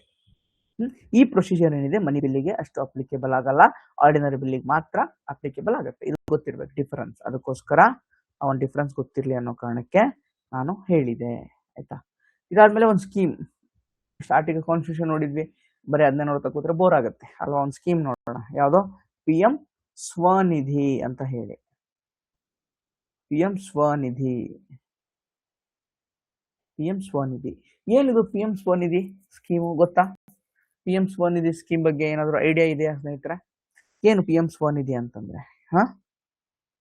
PM ಸ್ವನಿಧಿನ ಏನ್ ಮಾಡಿದ್ದಾರೆ, ಒಂದ್ ಸ್ವಲ್ಪ ಚೇಂಜಸ್ ಮಾಡೋಣ ಅಂತ ಹೇಳಿ ಒಂದು ಪ್ರಪೋಸಲ್ ನ ತಗೊಂಡು ಬಂದಿದ್ದಾರೆ, ಆಯ್ತಾ?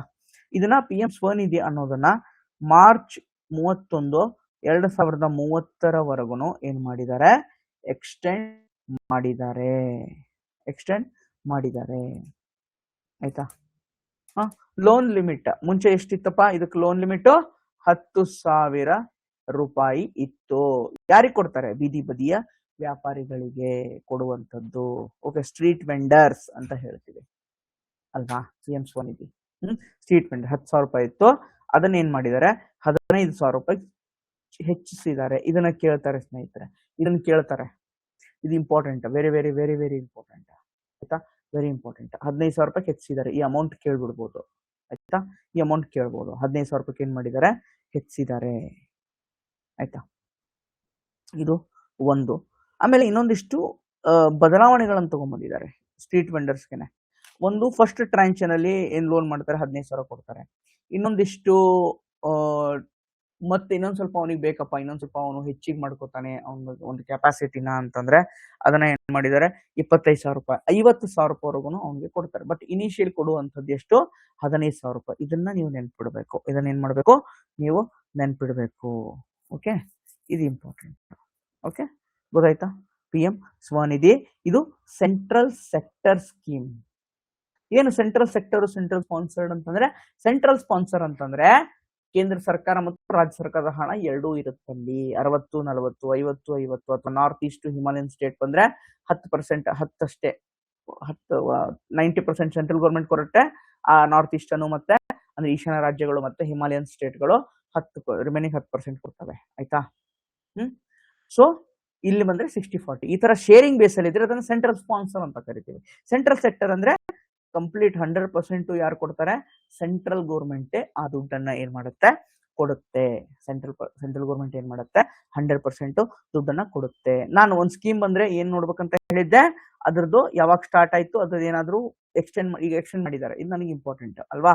ಸೊ ಬಟ್ ಇದು ಯಾವ ಮಿನಿಸ್ಟ್ರಿ ಅಂಡರ್ ಬರುತ್ತೆ? Ministry of housing and urban affairs, ನಗರಾಭಿವೃದ್ಧಿ ಸಚಿವಾಲಯ,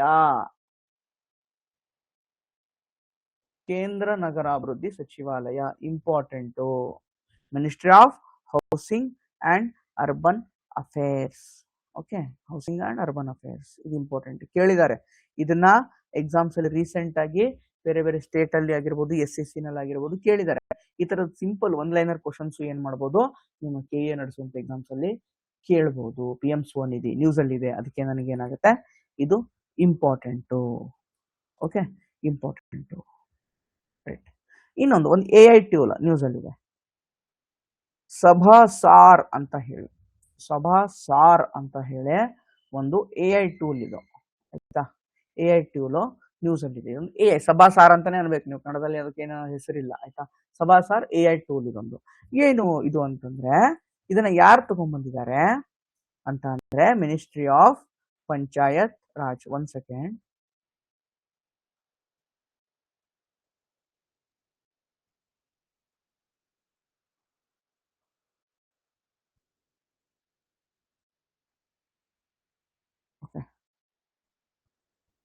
ಸಭಾ ಸಾರ್ ಅಂತ ಹೇಳಿ AI ಟೂಲ್ ಇದು ಆಯ್ತಾ. ಇದನ್ನ ministry of panchayat Raj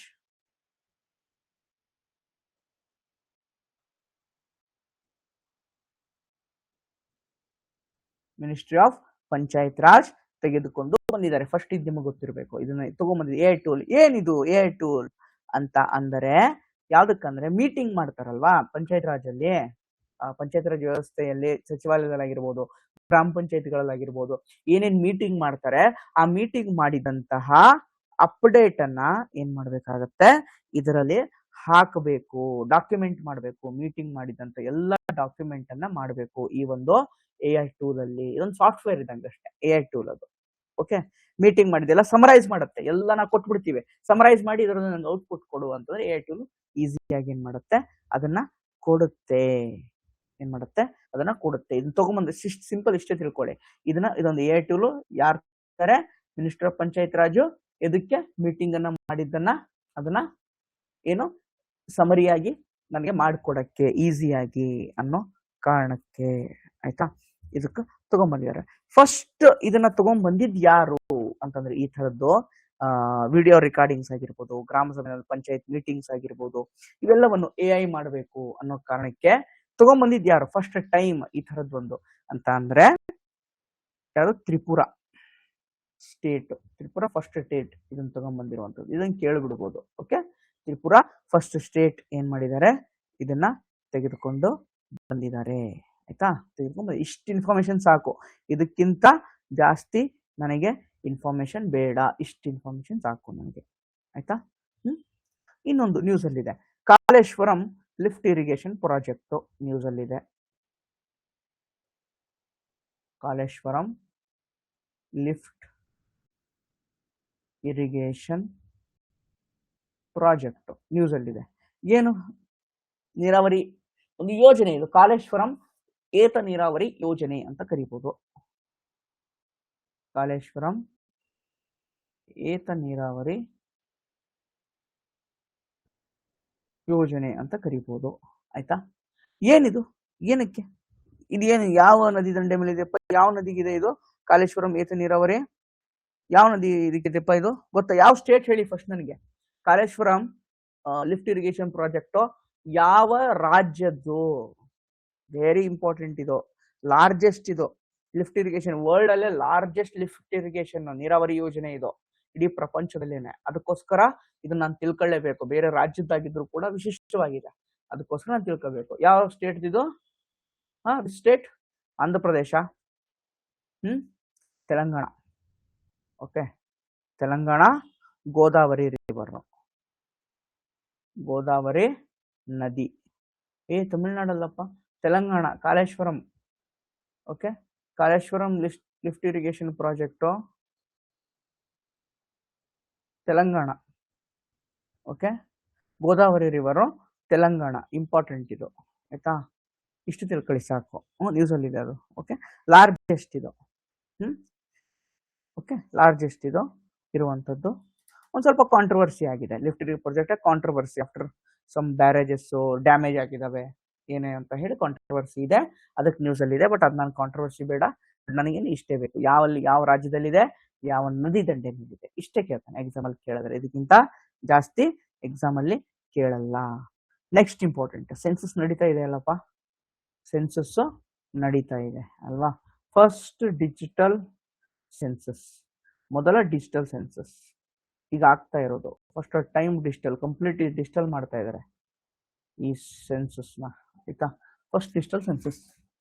okay, important ನನಗೆ, ಇಂಪಾರ್ಟೆಂಟ್. ಫಸ್ಟ್ ಟೈಮು ಸೆನ್ಸಸ್ ಮಾಡ್ತಾ ಇದ್ದಾರೆ. ಏನು ಫಸ್ಟ್ ಟೈಮ್ ಇದು ಮಾಡ್ತಾ ಇದ್ದಾರೆ, ಓಕೆ ಅದೆಲ್ಲ ಆಯ್ತು. ನನಗೆ ಸೆನ್ಸಸ್ ಅನ್ನೋದನ್ನೇ ಯಾವಾಗ ಶುರು ಆಯಿತು, ಭಾರತದಲ್ಲಿ ಫಸ್ಟ್ ಸೆನ್ಸಸ್ ಮಾಡಿದ್ದು ಯಾವಾಗ ಗೊತ್ತಾ, ಫಸ್ಟ್ ಸೆನ್ಸಸ್ ಮಾಡಿದ್ದು ಯಾವಾಗ ಗೊತ್ತಾ, ಫಸ್ಟ್ ಸೆನ್ಸಸ್ ಮಾಡಿದ್ದು ಯಾವಾಗ ಗೊತ್ತಾ, ಗೊತ್ತೋ ಗೊತ್ತಿಲ್ವಾ, ಫಸ್ಟ್ ಸೆನ್ಸಸ್ ಮಾಡಿದ್ದು ಯಾವಾಗ, ಯಾವ ಇಸ್ವಿ, ಯಾವ ಇಸ್ವಿ? ಲಾರ್ಡ್ ಮೇಯೋ, ಬ್ರಿಟಿಷರ್ ಕಾಲದಲ್ಲಿ ಆಗುತ್ತೆ. ಫಸ್ಟ್ ಲಾರ್ಡ್ ಮೇಯೋ ಇರ್ತಾನೆ, ಮೇಯೋನ್ ಕಾಲದಲ್ಲಿ ಆಗುತ್ತೆ. ಓ ಮೈ ಗಾಡ್, 1971. ಅದಕ್ಕಿಂತ ಮುಂಚೆ ಸೆನ್ಸಸ್ಸೇ ಮಾಡಿಲ್ವಾ ನಮ್ ಸ್ವತಂತ್ರ ಬಂದಾಗಿಂದನು? ಅಥವಾ ಸ್ವತಂತ್ರಕ್ಕೆ ಮುಂಚೆ ಹೇಳಿ ನನಗೆ. ಬಿಫೋರ್ ಇಂಡಿಪೆಂಡೆನ್ಸ್, ಬ್ರಿಟಿಷರ್ ಕಾಲದಲ್ಲಿ ಲಾರ್ಡ್ ಮೇಯೋನ್ ಕಾಲದಲ್ಲಿ ಆಗುತ್ತೆ first census in India. First census in India 18 ಯಾವ ಇಸ್ವಿಯಪ್ಪ? 18 ಸೆಂಚುರಿ ಆಗುತ್ತೆ, 70 ಸೆಂಚುರಿ. ಅದೇ 1870s ಅಥವಾ 80s ಯಾವಾಗ? ಫಸ್ಟ್ ಸೆನ್ಸಸ್ ಲಾರ್ಡ್ ಮೇಯೋನ್ ಕಾಲದಲ್ಲಿ ಆಗುತ್ತೆ 1872ರಲ್ಲಿ. 1872 ಲಾರ್ಡ್ ಮೇಯೋ 1872ರಲ್ಲಿ ಆಗುತ್ತೆ. ಇಂಪಾರ್ಟೆಂಟು. ಈ ಡಿಜಿಟಲ್ ಸೆನ್ಸಸ್ ಏನಂತಂದ್ರೆ ನಮ್ದು ಏನೇನು ಅಸೆಟ್ ಇದೆ, ಡೇಟಾ ಇದೆ, ಕ್ಯಾಸ್ಟ್ ಆಗಿರ್ಬೋದು, ಎಲ್ಲವನ್ನು ಎಲೆಕ್ಟ್ರಾನಿಕಲಿ ಏನ್ ಮಾಡ್ತಾ ಇದ್ದಾರೆ, ಅದನ್ನ ಸ್ಟೋರ್ ಮಾಡ್ತಾರೆ ಡೇಟಾವಾಗಿ. ಓಕೆ, ಡೇಟಾವಾಗಿ. ಹೇಗೆ? CMMS ಅಂತ ಹೇಳಿ ಈಗ ಮಾಡ್ತಾ ಇರೋದು.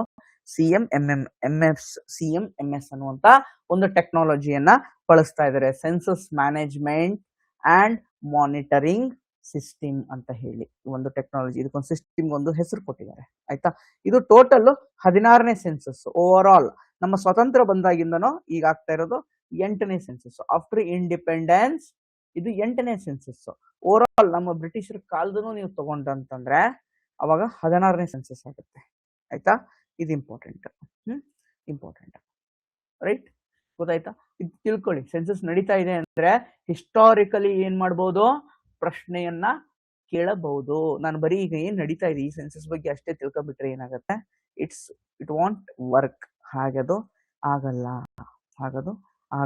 ಇಂಪಾರ್ಟೆಂಟ್. Okay, important, right?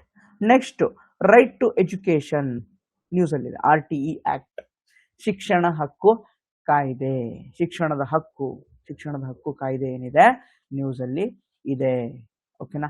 ಯಾಕೆ ನ್ಯೂಸ್ ಅಲ್ಲಿ ಇದೆ ಶಿಕ್ಷಣದ ಹಕ್ಕು, RTE ಅನ್ನೋದು ಅಂತಂದ್ರೆ ಸುಪ್ರೀಂ ಕೋರ್ಟ್ ಇತ್ತೀಚೆಗೆ ಒಂದು ಜಡ್ಜ್ಮೆಂಟ್ ಅಲ್ಲಿ ಹೇಳಿದೆ. ಏನ್ ಹೇಳಿದೆ ಅಂತಂದ್ರೆ, ರಿವಿಷನ್ ಮಾಡಿ, ನಿಮ್ದು ಏನು ಎಕ್ಸಾಂಪಿಂಗ್ ಇದೆ ಅಲ್ವಾ, ಒಂದಿಷ್ಟು ಏನು RT ನಲ್ಲಿ ಪ್ರಾವಿಷನ್ಸ್ ಇದೆ, ಆ ಪ್ರಾವಿಷನ್ಸ್ ನ ರಿವಿಷನ್ ಮಾಡಿ, ಏನಾದ್ರು ಚೇಂಜಸ್ ಮಾಡಕ್ ಆಗತ್ತಾ ನೋಡಿ ಅಂತ ಹೇಳಿ ಒಂದು ರೀಸೆಂಟ್ ಆಗಿ ಒಂದು ಅಬ್ಸರ್ವೇಷನ್ ಮಾಡಿದೆ ಸುಪ್ರೀಂ ಕೋರ್ಟ್. ಅದು ನನಗೆ ಇಂಪಾರ್ಟೆಂಟ್ ಇಲ್ಲ, ಬಟ್ ನನಗೇನು important, RTE important. Right to education ನನಗೆ ಇಂಪಾರ್ಟೆಂಟು. RTE act important. ಈ RTE ಆಕ್ಟ್ ಯಾವಾಗ ಬಂತಪ್ಪ? 2009. ಈ RTE ಆಕ್ಟ್ ಫಂಡಮೆಂಟಲ್ ರೈಟ್ಸ್ ಅಲ್ಲಿ ಇದೆ. ಯಾವ ಆರ್ಟಿಕಲ್ ಫಂಡಮೆಂಟಲ್ ರೈಟ್ಸ್ ಅಲ್ಲಿ? RTE act. Very basic. ಇದು ಗೊತ್ತಿಲ್ಲ ಅಂತಂದ್ರೆ I am very sorry. Okay, very basic. ಈ RTE ಆಕ್ಟ್ ಫಂಡಮೆಂಟಲ್ ರೈಟ್ಸ್ ಅಲ್ಲಿ ಇದೆ. ಯಾವ ಒಂದು ವಿಧಿಯಲ್ಲಿ ಇದೆ, ಯಾವ ಒಂದು ಆರ್ಟಿಕಲ್ ಅಲ್ಲಿ ಇದೆ ಫಂಡಮೆಂಟಲ್ ರೈಟ್ಸ್ ಅಲ್ಲಿ? Please comment fast. ಯಾವ ಆರ್ಟಿಕಲ್ ಅಲ್ಲಿ ಇದೆ RTE ಆಕ್ಟ್? ಫಾಸ್ಟ್. ಈ RTE ಆಕ್ಟ್ ಫಂಡಮೆಂಟಲ್ ರೈಟ್ಸ್ ಅಲ್ಲಿ ಯಾವ ಆರ್ಟಿಕಲ್ ನಲ್ಲಿ ಇದೆ? ಆರ್ಟಿಕಲ್ 21A ಅಲ್ವಾ? Article 21A. ಈ ಆರ್ಟಿಕಲ್ 21A ಅನ್ನ ಎಷ್ಟನೇ ತಿದ್ದುಪಡಿಯ ಮುಖಾಂತರ ಸೇರಿಸಿದರು ಸಂವಿಧಾನದಲ್ಲಿ? ಅದನ್ನ ನನಗೆ ಹೇಳಿ. ಆರ್ಟಿಕಲ್ 21A ಇದೆ ಅಲ್ವಾ? ಆರ್ಟಿಕಲ್ 21A ನ ಸಂವಿಧಾನದಲ್ಲಿ ವಿಚ್ ಅಮೆಂಡ್ಮೆಂಟ್ ಆಕ್ಟ್ ಮುಖಾಂತರ, ಯಾವ ಆರ್ಟಿಕಲ್ ಮುಖಾಂತರ ಸೇರಿಸಿದರು? 86th. Important. 86th. Very good. 86th amendment act ಮುಖಾಂತರ ನಮ್ಮ ರೈಟ್ ಟು ಎಜುಕೇಶನ್ ಬೇಕೇ ಬೇಕು ಅಂತ ಅಂದಾಗ 2009ರಲ್ಲಿ ನಾವೇನ್ ಮಾಡ್ತೀವಿ, ಹಕ್ಕನ್ನ ಸ್ಥಾಪಿಸ್ಬೇಕಲ್ವಾ? ಹಕ್ಕು ಸ್ಥಾಪಿಸ್ಬೇಕಂದ್ರೆ ಕಾನೂನು ಆಗ್ಬೇಕಲ್ವಾ? ಅದಕ್ಕೆ 2009ರಲ್ಲಿ ಶಿಕ್ಷಣ ಹಕ್ಕು ಕಾಯ್ದೆಯನ್ನ ತೆಗೆದುಕೊಂಡು ಬರ್ತೀವಿ. ಎಷ್ಟು ಪರ್ಸೆಂಟೇಜ್ ಆಫ್ ರಿಸರ್ವೇಶನ್ ಇರುತ್ತೆ ಪ್ರೈವೇಟ್ ಸ್ಕೂಲ್ಗಳಲ್ಲಿ? ಇದನ್ನ ಮೊನ್ನೆ ಏನ್ ಮಾಡಿದ್ರು, KPSC ಪ್ರಿಲಿಮ್ಸ್ ಕೇಳಿದ್ರಲ್ಲ, ಲಾಸ್ಟ್ 2024 ಡಿಸೆಂಬರ್ ಅಲ್ಲಿ ಪ್ರಿಲಿಮ್ಸ್ ಎಕ್ಸಾಮ್ ಆಗುತ್ತೆ. ಅಲ್ಲಿ ಈ RTE ಆಕ್ಟ್ ಮೇಲೆ ಸ್ವಲ್ಪ ಡೆಪ್ತ್ ಆಗಿ ಅನಾಲಿಟಿಕಲ್ ಆಗಿ ಕೇಳಿದ್ರು ಪ್ರಶ್ನೆ, ಎಷ್ಟೆಷ್ಟು ಇರುತ್ತೆ ಹಂಗೆ ಹಿಂಗೆ ಅಂತ ಹೇಳಿ. ಬಟ್ ಈಗ ಅಷ್ಟು ಕಷ್ಟ ಕೇಳ್ತಾರೆ ನನ್ನ ಡೌಟು. ಬಟ್ ಬೇಸಿಕ್ ಫ್ಯಾಕ್ಟ್ಸ್ ಅನ್ನ ನೀವೇನ್ ಮಾಡ್ಬೇಕಾಗತ್ತೆ, ಇಲ್ಲಿ ತಿಳ್ಕೊಬೇಕಾಗತ್ತೆ. ಆಯ್ತಾ? ಎಷ್ಟು ಪರ್ಸೆಂಟೇಜ್ ಇರುತ್ತಪ್ಪ ಪ್ರೈವೇಟ್ ಸ್ಕೂಲಲ್ಲಿ? ಪ್ರೈವೇಟ್ ಸ್ಕೂಲಲ್ಲೂ ಇಷ್ಟು ಪರ್ಸೆಂಟೇಜು RTE ಥ್ರೂ ಏನ್ ಮಾಡ್ಬೇಕು, ಸ್ಟೂಡೆಂಟ್ಸ್ ಅನ್ನ ಫಿಲ್ ಮಾಡ್ಕೊಳ್ಳೇಬೇಕು. RTE ಥ್ರೂ ಸ್ಟೂಡೆಂಟ್ಸ್ ಅನ್ನ ಫಿಲ್ ಮಾಡ್ಕೊಳ್ಳೇಬೇಕು. ದೇರ್ ಇಸ್ ಅ ಮ್ಯಾಂಡೇಟರಿ ಇದೆ. RTE ಥ್ರೂ ಏನ್ ಮಾಡಬೇಕು, ಸ್ಟೂಡೆಂಟ್ಸ್ ಅನ್ನ ಫಿಲ್ ಮಾಡ್ಕೊಳ್ಳಬೇಕು, ಅದು ಮ್ಯಾಂಡೇಟರಿ ಇದೆ. ಎಷ್ಟು ಪರ್ಸೆಂಟೇಜ್ ಆಫ್ ಸ್ಟೂಡೆಂಟ್ಸ್ ಅನ್ನ, ಅವ್ರದ್ದು 100 ಸೀಟ್ ಇರುತ್ತಂದ್ರೆ 25 ಸೀಟು ಅಂದ್ರೆ 25% ಪ್ರೈವೇಟ್ ಸ್ಕೂಲ್ಸ್ ಗಳಲ್ಲಿ ಏನ್ ಮಾಡ್ಕೋಬೇಕು, socially and economically disadvantaged groups ಇರ್ತಾವಲ್ವಾ, ಸಾಮಾಜಿಕ ಮತ್ತು ಆರ್ಥಿಕವಾಗಿ ಹಿಂದುಳಿದ ವರ್ಗಗಳ ವಿದ್ಯಾರ್ಥಿಗಳನ್ನ 25% ಅಷ್ಟು ಪ್ರೈವೇಟ್ ಸ್ಕೂಲ್ಸ್ ಗಳಲ್ಲಿ ತುಂಬಿಕೊಳ್ಳಬೇಕು ಆಸ್ ಪರ್ RTE ಆಕ್ಟ್. ಈ ಪರ್ಸೆಂಟೇಜು ನಿಮಗೆ ನೆನಪು ಇರಬೇಕು. ಇದರ ಮೇಲೆ ಏನ್ ಮಾಡ್ತಾರೆ, ಪ್ರಶ್ನೆಗಳನ್ನ ಕೇಳ್ತಾರೆ. ಅದಕ್ಕೋಸ್ಕರ ಹೇಳ್ತಾ ಇದ್ದೀನಿ ಅಷ್ಟೇ. ಓಕೆ, ಇದು ಬಿಟ್ರೆ ಬೇರೆ ಏನಷ್ಟು ಇದು ಬರಲ್ಲ ಡೆಪ್ತ್ ಕ್ವಶನ್ಸ್, ಡೋಂಟ್ ವರಿ ಆಯ್ತಾ. ಬಟ್ ನಮ್ಮ ಇದರಲ್ಲಿ ಏನ್ ಮಾಡ್ತೀನಿ, ಒಂದಿಷ್ಟು ನಾನು ಇವನ್ ಇದ್ರದ್ದು ಹಾಕಿದ್ದೀನಿ, ಒಂದಿಷ್ಟು UPSC ಕ್ವಶನ್ಸ್ ಹಾಕಿರ್ತೀನಿ. ಪ್ರತಿ ಆಲ್ಮೋಸ್ಟ್ ಟಾಪಿಕ್ ಆದ್ಮೇಲೆ ಒಂದೊಂದು ಪ್ರಿವಿಯಸ್ ಇಯರ್ ಕ್ವಶನ್ ಹಾಕಿದ್ದೀನಿ ನಾನು. UPSC ಆಗಿರ್ಬೋದು, SSC ಆಗಿರ್ಬೋದು, ಬೇರೆ ಬೇರೆ ಎಕ್ಸಾಮ್ಸ್ ಅಲ್ಲಿ ಏನ್ ಬಂದಿರುತ್ತಲ್ವಾ, ಇನ್ ಕೇಸ್ ಆ ಟಾಪಿಕ್ ಮೇಲೆ ಏನಾದ್ರು ಕ್ವಶನ್ ಇದ್ರೆ ಅದನ್ನ ಹಾಕಿರ್ತೀನಿ. ಅದಕ್ಕೆ ಆನ್ಸರ್ ಕೊಟ್ಟಿಲ್ಲ ನಾನು, ನೀವೇ ಆನ್ಸರ್ ಹಾಕಬೇಕು. ಅದನ್ನು ನಾನೇ ಕೊಟ್ಟರೆ ನ್ಯೂಸ್, ಜಸ್ಟ್ ಪ್ರಾಕ್ಟೀಸ್ ಮಾಡ್ಲಿ ಅಂತ ಹೇಳಿ ಆಯ್ತಾ. ನೋಟ್ಸ್ ಇವತ್ತು ನೈಟ್ ಹಾಕ್ತೀನಿ, ನಾಳೆ ಬೆಳಿಗ್ಗೆ ನಿಮ್ಗೆ ನೋಟ್ಸ್ ಅಪ್ಡೇಟ್ ಆಗುತ್ತೆ. ಓಕೆ, ಅದ್ರ ಬಗ್ಗೆ ತಲೆ ಕೆಡಿಸ್ಕೊಬೇಡಿ. ಒಂದು ಸರ್ವೆ ಬಂದಿದೆ, ಸರ್ವೆ ಆನ್ ಸೂಸೈಡ್ ಅಂತ ಹೇಳಿ.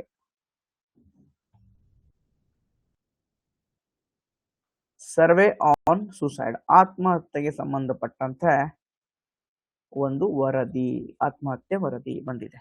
ಓಕೆನಾ, ಇದು ಏನಿದ್ರದ್ದು ಪಬ್ಲಿಷಪ್ಪ ಅಂತಂದ್ರೆ, ವರ್ಲ್ಡ್ ಮೆಂಟಲ್ ಹೆಲ್ತ್ ಟುಡೇ ಒಂದು ರಿಪೋರ್ಟ್ ಕೊಟ್ಟಿದೆ ಇದ್ರ ಬಗ್ಗೆ. ಓಕೆ, ಸರ್ವೆ ಆನ್ ಸೂಸೈಡ್ ಅಂತಂದ್ರೆ ಒಂದು ರಿಪೋರ್ಟ್ ಇದೆ. ಏನಪ್ಪಾ ಅಂತಂದ್ರೆ, world mental health today and mental health atlas ಅಂತ ಹೇಳಿ. World mental health today and mental health atlas ಅಂತ.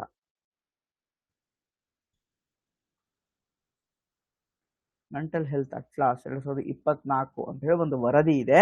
ಇದನ್ನ ಯಾರು ತಗೊಂಡ್ಬಂದಿದ್ದು ಈ ವರದಿನ? WHO, ವಿಶ್ವ ಆರೋಗ್ಯ ಸಂಸ್ಥೆ ಈ ವರದಿಯನ್ನು ತಗೊಂಡ್ಬಂದಿದ್ದಾರೆ. ಆ ವರದಿಗೆ ಸಂಬಂಧಪಟ್ಟಂತ ಒಂದಿಷ್ಟು ರಿಪೋರ್ಟ್ಸ್ ಅಲ್ಲಿ ಇಂಪಾರ್ಟೆಂಟ್ ಥಿಂಗ್ಸ್ ಏನೋ ಇದಾವೆ, ಅದಕ್ಕೋಸ್ಕರ ತಗೊಂಡ್ಬಂದಿದ್ದಾರೆ. ಯಾರು ಹೆಚ್ಚಿಗೆ ಸೂಸೈಡ್ ಮಾಡ್ಕೊತಾ ಇದ್ದಾರೆ ಅಂತಂದ್ರೆ, ಇಡೀ ಪ್ರಪಂಚದಲ್ಲಿ 20 ರಿಂದ 29ನೇ ವಯಸ್ಸಿನವರೆಗೂ ಏನಿದಾರಲ್ವಾ, ಅವರು ಸೂಸೈಡ್ ರೇಟ್ ಏನಾಗಿದೆ, ಜಾಸ್ತಿ ಆಗಿದೆ ಅಂತ ಹೇಳಿ.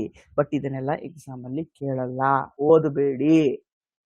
ಇವನ್ ನಾನೇ ನೋಟ್ಸ್ ಅಲ್ಲಿ ಕೊಟ್ಟಿದ್ದೀನಿ, ಅದನ್ನು ಓದಬೇಡಿ. ಇನ್ ಕೇಸ್ ತೆಗೆದ್ಬಿಡ್ತೀನಿ ಅಂತವಲ್ಲ. ಬಟ್ ಜಸ್ಟ್ ಇಷ್ಟೇ, ನನಗೆ ಈ ರಿಪೋರ್ಟ್ ಇಂಪಾರ್ಟೆಂಟ್, ಯಾರು ತಗೊಂಡ್ಬಂದಿದ್ದಾರೆ ಯಾಕೆ. ಬಟ್ ಇದು ಎಲ್ಲಿ ಯೂಸ್ ಆಗುತ್ತೆ ಅಂತಂದ್ರೆ, ನಿಮ್ಗೆ ಯೂತ್ ಅಂತಂದ್ರೆ ಯುವಕರ ಬಗ್ಗೆ ಪ್ರಬಂಧ ಬರಿಬೇಕಾದ್ರೆ, PSA ಓಲ್ಡ್ ಎಸ್ ಕೇಳಿದಾರೆ ಒಂದ್ಸಲ ಯೂತ್ ಬಗ್ಗೆ, ಯುವಕರ ಬಗ್ಗೆ.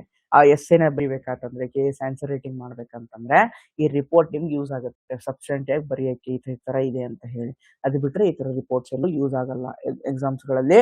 ಮೋರ್ ಓವರ್ ಈ ತರದ ಡೇಟಾ ಮೇಲೆ ಪ್ರಶ್ನೆಗಳು ಬರೋದು ವೆರಿ ವೆರಿ ರೇರ್. ನಿಮ್ಮ ಟೈಮ್ ಅನ್ನ ವೇಸ್ಟ್ ಮಾಡಬೇಡಿ ಆಯ್ತಾ. ರೈಟ್, ಗೊತ್ತಾಯ್ತಾ? ಇಂಪಾರ್ಟೆಂಟ್. 20 ರಿಂದ 29 ವಯಸ್ಸಿನವರೆಗೆ ಏನಾಗಿದ್ದಾರೆ, ಸೂಸೈಡ್ ಮಾಡ್ಕೊಳ್ಳೋರ ಸಂಖ್ಯೆ ಏನಾಗಿದೆ, ಜಾಸ್ತಿ ಆಗಿದೆ.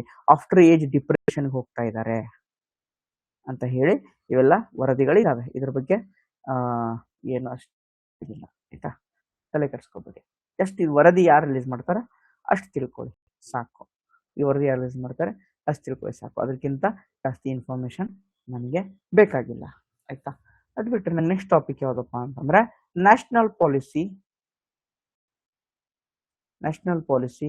ಆನ್